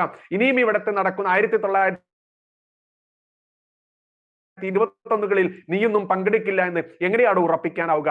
ആ കൊലയാളിക്കെതിരെ, ആ ജിഹാദിക്കെതിരെ, ആ തീവ്രവാദിക്കെതിരെ, ആ ഭീകരവാദിക്കെതിരെ മൗനം പാലിക്കുന്ന നീ എങ്ങനെയാണോ നല്ല മുസ്ലിം ആവുക? നീ എങ്ങനെയാണോ യഥാർത്ഥത്തിലുള്ള മതേതരനാവുക? എങ്ങനെയാണ് നിന്റെ ബാല്യകാല സൗഹൃദം, ആ സ്നേഹം, അത് നിനക്ക് പറയാനുള്ള അവകാശം നിനക്ക് എങ്ങനെയാണെന്ന് ചോദിക്കുമ്പോൾ നിനക്ക് മറുപടി ഉണ്ടോ? ഏതെങ്കിലും നല്ല മുസ്ലിങ്ങൾ എന്ന് മേനി പറഞ്ഞ് നടക്കുന്ന ഏതെങ്കിലും ഒരാൾക്ക് മറുപടി ഉണ്ടോ? ഉണ്ടോടോ? ഉണ്ടെങ്കിൽ പറയടോ. അല്ലാതെ നിന്റെയൊക്കെ ആ കിതാബുണ്ടല്ലോ, ആ പുസ്തകമുണ്ടല്ലോ, അന്യമത വിദ്വേഷവും അന്യരെ കാണുന്നിടത്ത് വെട്ടിക്കൊല്ലണം, അതല്ലെങ്കിൽ മതം മാറാത്തവർ അത് ചെയ്യണം, ഇത് ചെയ്യണം, ഭീകരത കാണിക്കണമെന്ന് പറയുന്ന ആ പുസ്തകമുണ്ടല്ലോ, ആ പുസ്തകം വായിച്ചിട്ട് അതിലെ സംസ്കാരം വാരി വിതറുകയല്ലാതെ കൃത്യമായിട്ടും സംസ്കാരത്തോടെ ചോദ്യങ്ങൾക്ക് ഉത്തരം പറയാൻ നിനക്കൊക്കെ എന്ന് സാധിക്കും? സാധിക്കില്ല. അതാണ് നിന്റെ മദ്രസ വിദ്യാഭ്യാസം. അവിടെയാണ് നിന്റെ കടക്കൽ വെട്ടുകൊള്ളേണ്ടത്. ഈ മദ്രസ വിദ്യാഭ്യാസം ഈ നാടിന് എത്രത്തോളം ദോഷമാണെന്ന് നീ ചിന്തിക്കില്ല. അതെന്ന് നീ ചിന്തിച്ചു തുടങ്ങുന്ന ഇനി വരാനിരിക്കുന്ന തലമുറയ്ക്കെങ്കിലും അത് നൽകാതെ കടും തീവ്രവാദിയാക്കി മാറ്റാതെ വളർത്തി വലുതാക്കിയാൽ ഇവിടെ ഹിന്ദു ഒരിക്കലും ആരെയും ആരോടും എതിർത്ത് സംസാരിക്കില്ല, ഒരു ക്രിസ്ത്യാനിയും സംസാരിക്കില്ല. പക്ഷേ ഈ രണ്ട് വിഭാഗങ്ങൾ ഇനി എന്തെങ്കിലുമൊക്കെ ഇവിടെ പ്രവർത്തിക്കുന്നുണ്ടെങ്കിൽ, സംസാരിക്കുന്നുണ്ടെങ്കിൽ, പ്രതികരിക്കുന്നുണ്ടെങ്കിൽ, പ്രതിഷേധിക്കുന്നുണ്ടെങ്കിൽ അതിന് ഒരേ ഒരു കാരണം നീയൊക്കെ തന്നെയാണ് എന്ന് സ്വയം മനസ്സിലാക്കാൻ എന്നാടോ നിനക്കൊക്കെ സമയം കിട്ടുക? എന്നാടോ നിനക്കൊക്കെ ഇതിനൊരു യോഗം ഉണ്ടാവുക? യോഗല്ല അമ്മിണിയെ എന്ന് പറയുന്ന പോലെ തന്നെയല്ലേ നിങ്ങളുടെയൊക്കെ അവസ്ഥ? ഇനിയോ 1990 കാശ്മീർ പണ്ഡിറ്റുകൾക്ക് അവിടെ അവരുടെ പെറ്റ നാട്ടിൽ ജീവിക്കാൻ 3 വഴികൾ നൽകിയിരുന്നു അവിടുത്തെ മുസ്ലിം സമൂഹം. 1921 ഈ മലബാറിലും വാരിയംകുന്നൻ അടക്കമുള്ള ദുഷ്ടന്മാർ ഇവിടത്തെ ഹിന്ദുവിന് 3 വഴികൾ നൽകിയിരുന്നു ഇവിടെ ജീവിക്കാൻ. ആ 3 വഴികൾ എന്തായിരുന്നു എന്ന് അറിയാമോ പ്രിയപ്പെട്ട ബാല്യകാല സഹോദര മുസ്ലിം സുഹൃത്തെ? ഇസ്ലാം മതം സ്വീകരിക്കുക 1, കാശ്മീർ വിടുക അല്ലെങ്കിൽ കൊല്ലപ്പെടുക. കാശ്മീരിൽ നിന്നും കണ്ടം വഴി ഓടിക്കോ, നീ കിട്ടിയതൊന്നും എടുക്കാതെ നിന്റെ സ്ത്രീജനങ്ങളെ ഞങ്ങൾ പീഡിപ്പിക്കും, ബലാത്സംഗം ചെയ്യും, കൊല്ലും, ഓടിക്കോ നീ അവരെ വിട്ടിട്ട് എന്ന്. അങ്ങനെ ഒരു വഴി. പിന്നെയോ, അല്ലെങ്കിൽ കൊല്ലപ്പെടുക, നീ ചാവുക, അതിക്രൂരമായിട്ട് നിന്നെ ഞങ്ങൾ കൊല്ലും, അല്ലെങ്കിലോ ഇസ്ലാം മതം സ്വീകരിക്കുക. ഈ 3 വഴി ആയിരുന്നില്ലേ 1921 വാരിയംകുന്നൻ നടപ്പിലാക്കിയത്? 1990 കാശ്മീരിൽ ഈ ജിഹാദികൾ, ഈ മുസ്ലിം ഭീകരന്മാർ നടപ്പിലാക്കിയത്? എന്തേ ഇതിനെതിരെ സുഹൃത്തെ, ഈ ചരിത്ര സത്യങ്ങൾക്കെതിരെ നിന്റെ നാക്കെന്താ? നിന്റെ നാക്ക് ഉളുക്കിയോടൂ നിന്റെ ബാല്യകാല സുഹൃത്തെ? ഇത് പച്ചയ്ക്ക് പറയാൻ എന്നാടോ നീ നല്ല മുസ്ലിം എന്ന മേനി പറഞ്ഞ് നടക്കുന്നത്? അത് നിനക്ക് യോഗ്യതയില്ല അതിന്. ഇത് പറയുമ്പോൾ മാത്രമേ നിനക്കതിന് യോഗ്യതയുള്ളൂ. അതൊന്നും നീയൊന്നും പറയില്ല. കാരണം എന്താ? ബേസിക്കലി നിങ്ങൾ എല്ലാവരും മദ്രസയിൽ പഠിച്ചതും ഇന്നും ആചരിക്കുന്നതും അനുഷ്ഠിക്കുന്നതും ആ മദ്രസയിലെ തീവ്രവാദം തന്നെയാണ്. അതുകൊണ്ട് അറിയാതെ പോലും ഒരിക്കലും വാരിയംകുന്നനെ തള്ളിപ്പറയാനോ കാശ്മീർ പണ്ഡിറ്റുകൾക്ക് സംഭവിച്ച ആ ദുര്യോഗം ഓർത്തുകൊണ്ട് ഇസ്ലാമിക ഭീകരതയ്ക്കെതിരെ തള്ളിപ്പറഞ്ഞുകൊണ്ട് രംഗത്ത് വരാനോ സംസാരിക്കാനോ പ്രതികരിക്കാനോ പ്രതിഷേധിക്കാനോ നിങ്ങൾക്കൊന്നും നട്ടെല്ല് വരില്ല. കാരണം ഞമ്മന്റെ ഗുണം അതാണ്. അതിനാണ് കാരണവന്മാർ പറയുക വർഗഗുണം എന്നുള്ളത്. ആ വർഗഗുണം കാണിച്ചിട്ട് എൻ്റെ അടുത്ത് എന്നെ നന്നാക്കാൻ, എന്നെ മാറ്റാൻ, എന്നെ പറകിൽ നിന്ന് വലിക്കാൻ എങ്ങനെയാണ് താങ്കൾക്ക് കഴിയുക? എങ്ങനെയാണ് സ്വന്തം കണ്ണിലെ കരട് കളഞ്ഞിട്ട് വേണ്ടേ മറ്റുള്ളവന്റെ കണ്ണിലെ ആ വലിയ തടി കളയാൻ? അല്ലേ അല്ലേ പ്രിയപ്പെട്ട ബാല്യകാല സുഹൃത്തെ? ഇനിയോ ആ 3 വഴികൾ സ്വീകരിച്ചുകൊണ്ട് ഇനി ഓടാൻ ഒരു ഹിന്ദുവും തയ്യാറല്ല. കാരണം ഹിന്ദു ഇന്ന് ഉണർന്നിരിക്കുന്നു. ഹിന്ദു ഭൂരിപക്ഷമായുള്ള ഈ ഭാരതത്തിൽ ഭാരതം ഭരിക്കുന്നത് ഹിന്ദു പ്രധാനമന്ത്രിയാണ്. ഭാരതം നയിക്കുന്നത് ഹിന്ദു പ്രസിഡന്റ് ആണ്. അതിനേക്കാളെല്ലാം ഉപരി ഇവിടുത്തെ ആയിരക്കണക്കിന് ലക്ഷക്കണക്കിന് കോടിക്കണക്കിന് സംഘ സഹോദരന്മാർ സ്വയം ത്യജിക്കാൻ, ജീവൻ ത്യജിക്കാൻ പോലും തയ്യാറായിക്കൊണ്ട് ഹിന്ദു പ്രവർത്തകർ സംഘടനകൾ രംഗത്ത് വരുമ്പോൾ ഇനി ഒരിക്കലും ഒരു ജിഹാദിക്കും 1921 പോലെ 1990 പോലെ ഹിന്ദുക്കൾക്കെതിരെ ഒന്നും ചെയ്യാൻ സമ്മതിക്കില്ല, അനുവദിക്കില്ല. ജീവൻ പോയാലും ഇവിടത്തെ വാരിയംകുന്നന്റെയൊക്കെ വാളിന്റെ തലപ്പ് കണ്ടും കുന്തത്തിന്റെ മൂർച്ച കണ്ടും കത്തിയുടെയും കഠാരയുടെയും മൂർച്ച കണ്ടും പേടിച്ചുകൊണ്ട് മതം മാറിയ നിന്റെയൊക്കെ പിതാമഹന്മാരുണ്ടല്ലോ, ബാപ്പാന്റെ ബാപ്പ ആര്യാടൻ മുഹമ്മദ് എന്ന് പറയുന്ന കോൺഗ്രസ് നേതാവ് പറഞ്ഞ പോലെ ആ ബാപ്പാന്റെ പാരമ്പര്യമല്ല ഞങ്ങൾക്ക്. അതെല്ലാം കണ്ട് ഭയപ്പെടാതെ ചത്താലും വേണ്ടില്ല, മതം മാറില്ല, മുക്കാലാവില്ല എന്ന് ഉറപ്പിച്ചുകൊണ്ട് ജീവൻ ത്യജിച്ച പിൻതലമുറക്കാരുടെ മക്കളാടോ, മക്കളുടെ മക്കളാടോ ഞങ്ങൾ, പിൻതലമുറക്കാരോടോ ഞങ്ങൾ. അതുകൊണ്ട് നിന്റെ ആ പറയുന്ന സ്നേഹത്തോടെയുള്ള ഉപദേശമുണ്ടല്ലോ, അത് 4ആയി മടക്കി വീട്ടിൽ വെച്ചിട്ട് നിന്റെ കൂട്ടരോട് പറയുക, നിങ്ങളാണ് ഈ നാട് നശിപ്പിക്കുന്നത്, കുട്ടിച്ചോറാക്കുന്നത്, ജിഹാദികളെ, മുസ്ലിം ഭീകരന്മാരെ. എൻ്റെ കുട്ടിയെ ഞാൻ ഇനി മദ്രസയിലേക്ക് പറഞ്ഞയക്കില്ല. ഈ മദ്രസ എന്ന് പറയുന്ന തീവ്രവാദം പഠിപ്പിക്കുന്ന കേന്ദ്രങ്ങളിലേക്ക് വരും തലമുറയെ പറഞ്ഞയക്കില്ല എന്ന് നട്ടല്ലോടെ പറയാൻ താങ്കൾക്ക് ധൈര്യമുണ്ടോ? ഇല്ലെന്നേ. ചത്താൽ പള്ളിക്കാട്ടിലേക്ക് എടുക്കില്ല അവന്മാർ, പള്ളിയിൽ നിന്ന് ചീട്ട് കീറുമെന്ന ഭയം നിങ്ങൾക്കുമുണ്ട്, എനിക്കറിയാം. ഉമ്മയും ബാപ്പയും പ്രചരിപ്പിക്കുന്ന, പഠിപ്പിക്കുന്ന, അതല്ലെങ്കിൽ കാണിച്ചു തരുന്ന പാതയിലൂടെ സഞ്ചരിച്ചിട്ടുള്ള മകനെ നിനക്കൊരിക്കലും ഇത് പറയാനാവില്ല പ്രിയ സുഹൃത്തെ, മുസ്ലിം സഹോദര. പറയാതിരിക്കാനാവില്ല എനിക്ക് ബാല്യകാല സുഹൃത്തെ. ഇനിയോ സ്വന്തം സഹോദരരായി കണ്ടിരുന്ന അയൽപ്പക്കത്തെ മുസ്ലിം സമൂഹം ഒരു രാത്രിയിൽ ആ പാവപ്പെട്ട ജനവിഭാഗത്തോട് കാണിച്ച കൊടും ക്രൂരത നമ്മളൊക്കെ ഹൈസ്കൂളിൽ പഠിക്കുമ്പോൾ ആയിരുന്നു മിസ്റ്റർ ബാല്യകാല സുഹൃത്തെ കാശ്മീരിൽ നടന്നത്.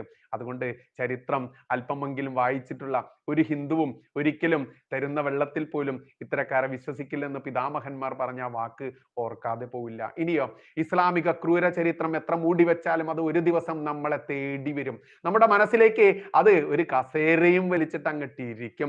ലോകത്തെങ്ങും നടക്കുന്ന ഇസ്ലാമിക ക്രൂരതകളുടെ വാർത്തകൾ വായിക്കുന്ന നമ്മൾ, എന്നാൽ കേരളത്തിൽ എത്ര മുൻപേ ഇതൊക്കെ നടന്നിരുന്നു എന്നത് ഇങ്ങനെ പച്ചയ്ക്ക് പല്ലിളിച്ച് കാണിച്ച് ഇളിക്കും നമ്മളോട്. ആ ഇളി കേട്ടുകൊണ്ട് അതിന് സലാം പറഞ്ഞ് നടക്കാൻ ഇവിടുത്തെ ഹിന്ദുവിനെ ഇനി കിട്ടില്ല പ്രിയ സുഹൃത്തെ. ഇത് പച്ചയ്ക്ക് പറയുമ്പോൾ താങ്കൾക്ക് എന്നോട് തോന്നുന്ന ആ വിഷമമുണ്ടല്ലോ, ആ വേദനയുണ്ടല്ലോ, ആ വേദന എന്നോടല്ല തോന്നേണ്ടത്, മുസ്ലിങ്ങളോടാ തോന്നേണ്ടത്. അവരോട് പറയണം, മുസ്ലിം സഹോദര, നമ്മൾ ചെയ്യുന്നത് തെറ്റാണ്. ആ ചെയ്യുന്ന തെറ്റുകൊണ്ടാണ് ഇവിടെ ഇത്തരത്തിൽ വിഭാഗീയത വന്നിരുന്നത്. സാഹോദര്യം മറന്നുകൊണ്ട്, സൗഹൃദം മറന്നുകൊണ്ട് ഇന്ന് ആളുകൾ വിഭാഗീയതായി മാറിയത് എന്ന് പച്ചയ്ക്ക് പറയണം നിങ്ങളുടെ മുസ്ലിം സഹോദരരോട്. അല്ലാതെ ഹിന്ദുക്കളെയും ക്രിസ്ത്യാനികളെയും ഉപദേശിച്ച് മാറ്റാനോ അവരെ പിന്നിൽ നിന്ന് ഭയപ്പെടുത്താനോ മുന്നിൽ നിന്ന് ചവിട്ടാനോ വന്നാൽ തിരിച്ചും കിട്ടും എന്ന് മാത്രമേ പറയാനുള്ളൂ. എന്തേ ഒരു നല്ല മുസ്ലിമും ഇത്തരം മുസ്ലിം ക്രൂരതയ്ക്കെതിരെ ശബ്ദിക്കാതെ മൗനം പാലിച്ച് സ്വന്തം മക്കളെ വീണ്ടും വീണ്ടും വീണ്ടും ഈ ക്രൂരതകളുടെ എല്ലാം ബേസ് ആയിട്ടുള്ള മദ്രസ വിദ്യാഭ്യാസത്തിലേക്ക് തന്നെ പറഞ്ഞുവിട്ട് മസ്ജിദിൽ നിന്ന് കേൾക്കുന്ന തീവ്രവാദം കേട്ട് തന്നെ ജീവിക്കുന്നത് എന്ന ചോദ്യം, ആ ചോദ്യം അദ്ദേഹത്തിന് ഇട്ടു. മറുപടി ഉണ്ടായിരുന്നില്ല അദ്ദേഹത്തിന്. ഞാനടക്കമുള്ള ഒരു ഹിന്ദുവും മതം പഠിക്കുന്നില്ല, അതുകൊണ്ട് തന്നെ നീ പറഞ്ഞ പോലെ തന്നെ പരസ്പരം സ്നേഹിക്കാൻ കാണിച്ചു കൊടുത്തു, ഇനിയും അങ്ങനെ തന്നെ പോവാനും ഞാനും തയ്യാർ. ഞാനടക്കമുള്ള ഹിന്ദുക്കളെ മതം പഠിക്കാൻ ഇവിടെ ആരും അനുവദിക്കില്ല. മതം പഠിക്കാൻ വേണ്ടി പോയാൽ അവനെ തീവ്രവാദി പട്ടം നീയൊക്കെ നൽകും. എന്നാൽ നീയൊക്കെ രാവിലെ നട്ടപ്പാതിരയ്ക്ക് പ്രഭാത കണ്ണു തുറക്കുന്നതിന് മുൻപ്, ഹിന്ദുവും ക്രിസ്ത്യാനിയും കണ്ണു തുറക്കുന്നതിന് മുൻപ് നിന്റെയൊക്കെ മക്കളെ മദ്രസയിലേക്ക് പറഞ്ഞയച്ച് പഠിപ്പിക്കുന്ന ആ തീവ്രവാദം, ആ മദ്രസ വിദ്യാഭ്യാസം, അത് എന്ന് നിലയ്ക്കുന്നോ അതോടുകൂടി ഈ നാട് നന്നാവും പ്രിയ ബാല്യകാല സുഹൃത്തെ മുസ്ലിം സഹോദര. ഇനിയോ ആ മാതൃക ഇന്നും ഹിന്ദുക്കൾക്കുണ്ട്, ഒരു പരിധിവരെ ക്രിസ്ത്യാനികൾക്കും. ഈ നാട്ടിൽ എന്തിനും ഏതിനും ഹിന്ദുവിന്റെ നെഞ്ചത്തോട്ട് കയറുന്ന, ഭൂരിപക്ഷ ഹിന്ദുവിന്റെ നെഞ്ചത്തോട്ട് കയറുന്നത് സഹിക്കാൻ ഇനി തയ്യാറല്ല. പക്ഷേ എന്നും ഹിന്ദു സഹിക്കാൻ തയ്യാറാണ്. പക്ഷേ ഇതിനി ഒരു പക്ഷത്തേക്ക് മാത്രം അടിക്കുന്ന, ഒരു ഗോൾ പോസ്റ്റിലേക്ക് മാത്രം അടിക്കുന്ന ഗോൾ ഉണ്ടല്ലോ, ആ സിസ്റ്റം ഇനി ഹിന്ദു സമ്മതിക്കില്ല. അതാണ് മാറ്റം. കേരളത്തിലെ ഒരു ഹിന്ദുവും മതം പറഞ്ഞിരുന്നില്ല, പ്രവർത്തിച്ചിരുന്നില്ല. പക്ഷേ അവരെയൊക്കെ ഇന്ന് മതം പറയാനും പ്രവർത്തിക്കാനും മുസ്ലിം സമൂഹം നിർബന്ധിതരാക്കിയില്ലേ ബാല്യകാല സുഹൃത്തെ? അവിടെയാണ് മുസ്ലിം സമൂഹത്തിന്റെ മാത്രം അതിലുള്ള പങ്ക്. അതാണ് ഇന്ന് ഈ നാട് ഇങ്ങനെ കുട്ടിച്ചോറായതും. ഇതെങ്കിലും അദ്ദേഹത്തോട് പറയണ്ടേ ഞാൻ. അതിലൂടെ ലാഭം കൊയ്തത് രാഷ്ട്രീയക്കാരും. മാറ്റം വരേണ്ടത് അപ്പോൾ എവിടെയെന്നും മനസ്സിലാവട്ടെ ഓരോ മുസ്ലിം സഹോദരർക്കും. ഇസ്ലാമിക തീവ്രവാദികൾക്ക് നിങ്ങൾ നൽകുന്ന മൗനമുണ്ടല്ലോ, അത് അവർക്ക് നൽകുന്ന വളർച്ചയുണ്ടല്ലോ, അത് കണ്ട് അറിഞ്ഞ് അനുഭവിക്കുന്ന ഹിന്ദുക്കളുടെ ഭയം, ആ ഭയമാണ് ഇന്ന് ഓരോ ഹിന്ദുവും മതം ചിന്തിച്ചു തുടങ്ങിയിരിക്കുന്നു എന്നിടത്ത് എത്തിച്ചത് പ്രിയ ബാല്യകാല സുഹൃത്തെ. ഇനിയോ ഉത്തരവാദികൾ നീ അടക്കമുള്ള മൗനികളായിട്ടുള്ള മുസ്ലിം സമൂഹം മാത്രമാണ്. നീ പറഞ്ഞില്ലേ എന്റെ കുട്ടികൾ, അതെ അവരുടെ ഭാവിയാണ് എനിക്ക് ഭയം. ആ ഭയം എന്നെ ഒരുപാട് കാര്യങ്ങൾ വായിക്കാനും പഠിക്കാനും പ്രവർത്തിക്കാനും സജ്ജമാക്കി പ്രിയ ബാല്യകാല സുഹൃത്തെ. എല്ലാവരുടെയും പഴയ ആ ബൈജു തന്നെ, ആ ബൈജു എന്ന പാവം സുഹൃത്ത്, ആ പാവം എല്ലാവരെയും സ്നേഹത്തോടെ സ്നേഹിക്കാൻ പഠിപ്പിക്കുകയും എല്ലാവരെയും സ്നേഹിക്കുകയും ചെയ്ത ആ ബൈജു തന്നെയാണ്, ആ VK ബൈജു തന്നെയാണ് ഞാൻ. പക്ഷേ നിങ്ങൾ സ്വയം ചോദിക്കുക, ഇപ്പോഴത്തെ നമ്മൾ പഴയ നമ്മളാണോ എന്ന്. അവിടെ എല്ലാത്തിനും ഉത്തരമുണ്ട്, പോം വഴിയുണ്ട്. ഇങ്ങനെയാണ് ഞാൻ അദ്ദേഹത്തിനോട് ഈ ഒരു ചെറിയ ഇത് എഴുതിക്കൊണ്ട് അവസാനിപ്പിച്ചത്. അതോടുകൂടി അദ്ദേഹം പറഞ്ഞു, ഇല്ല ഞാൻ നിന്നോട് തർക്കിക്കാനില്ല, എനിക്ക് കഴിയില്ല എന്ന രീതിയിൽ തന്നെ അദ്ദേഹം ഒന്നും ശബ്ദിക്കാതെ മിണ്ടാതെ പോയി എന്നുള്ളതാണ്. നോക്കൂ, ഇവിടെ എൻ്റെ ഈ ബാല്യകാല സുഹൃത്തുമായി ഞാൻ സംസാരിച്ച ഈ വാക്കുകളോ, അദ്ദേഹം എനിക്ക് വേണ്ടി പറഞ്ഞ, എന്നെ നല്ല സ്നേഹത്തോടെ കണ്ടുകൊണ്ട് എനിക്ക് അയച്ച ആ വോയിസ് മെസ്സേജോ അല്ല ഇവിടെ വിഷയം. അതിനെതിരെ പറഞ്ഞ ഞാൻ സംസാരിച്ച ഈ കാര്യങ്ങളാണ് ഇവിടെ വിഷയം. കാരണം ഇവിടെ മുസ്ലിങ്ങൾ എല്ലാവരും തീവ്രവാദികളാണെന്ന് ആരും പറയുന്നില്ല. നല്ല മുസ്ലിങ്ങൾ ഉണ്ടോ നിങ്ങൾ പറയൂ. നല്ല മുസ്ലിങ്ങൾ ഉണ്ടെങ്കിൽ ആ നല്ല മുസ്ലിങ്ങൾ പ്രകടിപ്പിക്കേണ്ട ലക്ഷണങ്ങൾ, ആ ലക്ഷണങ്ങൾ ഇവിടെ കാണിക്കാത്തിടത്തോളം കാലം നിങ്ങൾ എങ്ങനെയാണ് നല്ല മുസ്ലിങ്ങളെന്ന് പൊതുസമൂഹം പറയുക? നിങ്ങൾക്ക് സ്വയം തോന്നുകയാണ് ഞാൻ നല്ല മുസ്ലിം ആണെന്ന്, തോന്നിയിട്ട് കാര്യമില്ലല്ലോ. ഇവിടുത്തെ പൊതുസമൂഹത്തിന് തോന്നണ്ടേ, ഇവിടുത്തെ ഹിന്ദുവിനും ക്രിസ്ത്യാനിക്കും തോന്നണ്ടേ നിങ്ങൾ നല്ല മുസ്ലിം ആണ് എന്നുള്ളത്? അതിനിവിടെ നിങ്ങൾ പ്രവർത്തിച്ച് കാണിക്കണ്ടേ, നിങ്ങൾ മാതൃകയാക്കേണ്ടേ. നിങ്ങൾ മാതൃകയാക്കുന്നത് ആരെയാണ്? 6 വയസ്സുകാരിയെ ഭോഗിച്ചവനെ മാതൃകയാക്കിക്കൊണ്ട് നിങ്ങൾ പറയുക ഇവിടെ ഞങ്ങളാണ് വലിയ മാതൃക എന്ന് പറയുമ്പോൾ, ആ മാതൃക പിൻപറ്റി ആ മാതൃകയ്ക്ക് കൈയടിച്ച് നിനക്കൊക്കെ സലാം മടക്കി തരാൻ അതിനൊക്കെ നീ നിന്റെ പള്ളിയിൽ പോയി പറഞ്ഞാൽ മതിയെന്ന് ഹിന്ദുവും ക്രിസ്ത്യാനിയും പറയേണ്ട കാലഘട്ടം അതിക്രമിച്ചിരിക്കുന്നു. ഇനിയും വിദൂരമല്ല നിങ്ങളുടെ വീട്ടിലേക്കും ജിഹാദികൾ, കാശ്മീർ പണ്ഡിറ്റുകളോട് 1990 ചെയ്ത ആ കൊടും ക്രൂരതയുണ്ടല്ലോ, അത് നിങ്ങളുടെ വീട്ടിലും നടമാടാൻ 1921 105 വർഷങ്ങൾക്ക് മുൻപ് ഈ മലബാറിൽ നടന്ന ആ കൊടും ക്രൂരത ഇവിടെ അരങ്ങേറാൻ വലിയ സമയമൊന്നും വേണ്ട ഇനി എന്നുള്ളതാണ് യാഥാർത്ഥ്യം. ആ കാലഘട്ടത്തിലേക്ക് ഈ കേരളത്തെ എത്തിച്ചിട്ടുണ്ട്.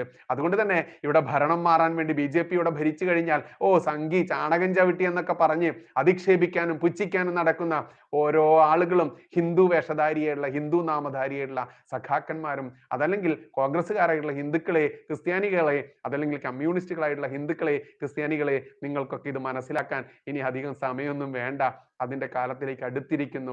ഇവിടെ 22 പേർ ജയിച്ചപ്പോൾ 60-ന് മുകളിൽ സീറ്റ് കിട്ടിയ കോൺഗ്രസ്സുകാരെ ഹൈജാക്ക് ചെയ്ത് ഈ 22 പേർ ഇവിടെ ഭരണം നിയന്ത്രിക്കുന്നുണ്ടെങ്കിൽ, ജിഹാദികൾക്ക് വേണ്ടി ഞമ്മന്റെ പൂക്കി സതീശൻ ഇവിടെ ജിഹാദി ഭരണം കാഴ്ചവെക്കുന്നുണ്ടെങ്കിൽ, ഇനി ഇതാ മലപ്പുറം ജില്ലയടക്കമുള്ള ജില്ലകളൊക്കെ മുറിച്ച് ഇവർക്ക് ഇഷ്ടം പോലെ സീറ്റും പിന്നെയോ ആനുകൂല്യങ്ങളും തഴച്ചു വളരാനുള്ള സൗകര്യങ്ങളും വേണ്ടി വന്നാൽ ഒരു രാജ്യം തന്നെ എഴുതി കൊടുക്കാനുള്ള രീതിയിലേക്ക് ഈ 22-ന്മാരുടെ 60 എണ്ണം നേടിയന്മാരെ ഭരിക്കാൻ വേണ്ടി 22-ന്മാർ ശ്രമിക്കുമ്പോൾ, നടമാടുമ്പോൾ, ഹേ ഹിന്ദുവേ, ക്രിസ്ത്യാനി, വോട്ടുകുത്തി യന്ത്രമേ, അടിമകളെ, നീ ഇനിയും നിന്റെ സ്വത്വത്തെ തിരിച്ചറിയുക. നിന്റെ വരാനിരിക്കുന്ന തലമുറകളെ രക്ഷിക്കാൻ, അവർക്ക് സംരക്ഷണമേകാൻ ഇനിയും നീ കണ്ണു തുറന്നില്ലെങ്കിൽ, ഇനിയും നീ വോട്ടുകുത്തുന്ന അടിമയായിട്ടാണ് മുന്നോട്ട് പോകാൻ ശ്രമിക്കുന്നതെങ്കിൽ, അല്ലെങ്കിൽ ചെയ്യുന്നതെങ്കിൽ, നിന്റെ കാര്യം കട്ടപ്പുകയാണ്. ഇത്ര മാത്രമേ പറയാനുള്ളൂ. ഈ സഹോദരന് എൻ്റെ ബാല്യകാല സുഹൃത്ത് അയച്ച മെസ്സേജ് ഇതിലൂടെ നിങ്ങളിലേക്ക് ഇത്രയെങ്കിലും പറഞ്ഞില്ല എന്നുണ്ടെങ്കിൽ ഒരു തീവ്ര ഹിന്ദുത്വത്തിന് വേണ്ടി പ്രവർത്തിക്കുന്ന, ഹിന്ദുവിന്റെ വേദന കാണുമ്പോൾ വേദനിക്കുന്നവൻ, അതല്ലെങ്കിൽ ഹിന്ദുക്കൾക്ക് വേണ്ടി അവരുടെ വേദന മാറ്റാൻ വേണ്ടി പ്രവർത്തിക്കുന്ന ഒരു തീക്കട്ട, അതല്ലെങ്കിൽ തീപ്പൊരു ഹിന്ദു എന്ന് സ്വയം ആശ്വസിക്കുന്ന, വിശ്വസിക്കുന്ന, ആ സംസ്കാരത്തിൽ അഭിമാനം കൊള്ളുന്ന എനിക്ക് ഇത്രയെങ്കിലും പറയേണ്ടേ എന്ന് മാത്രമേ ചോദിക്കാനുള്ളൂ. നന്ദി, നമസ്കാരം. ജയ് ഹിന്ദ്, ജയ് ശ്രീറാം.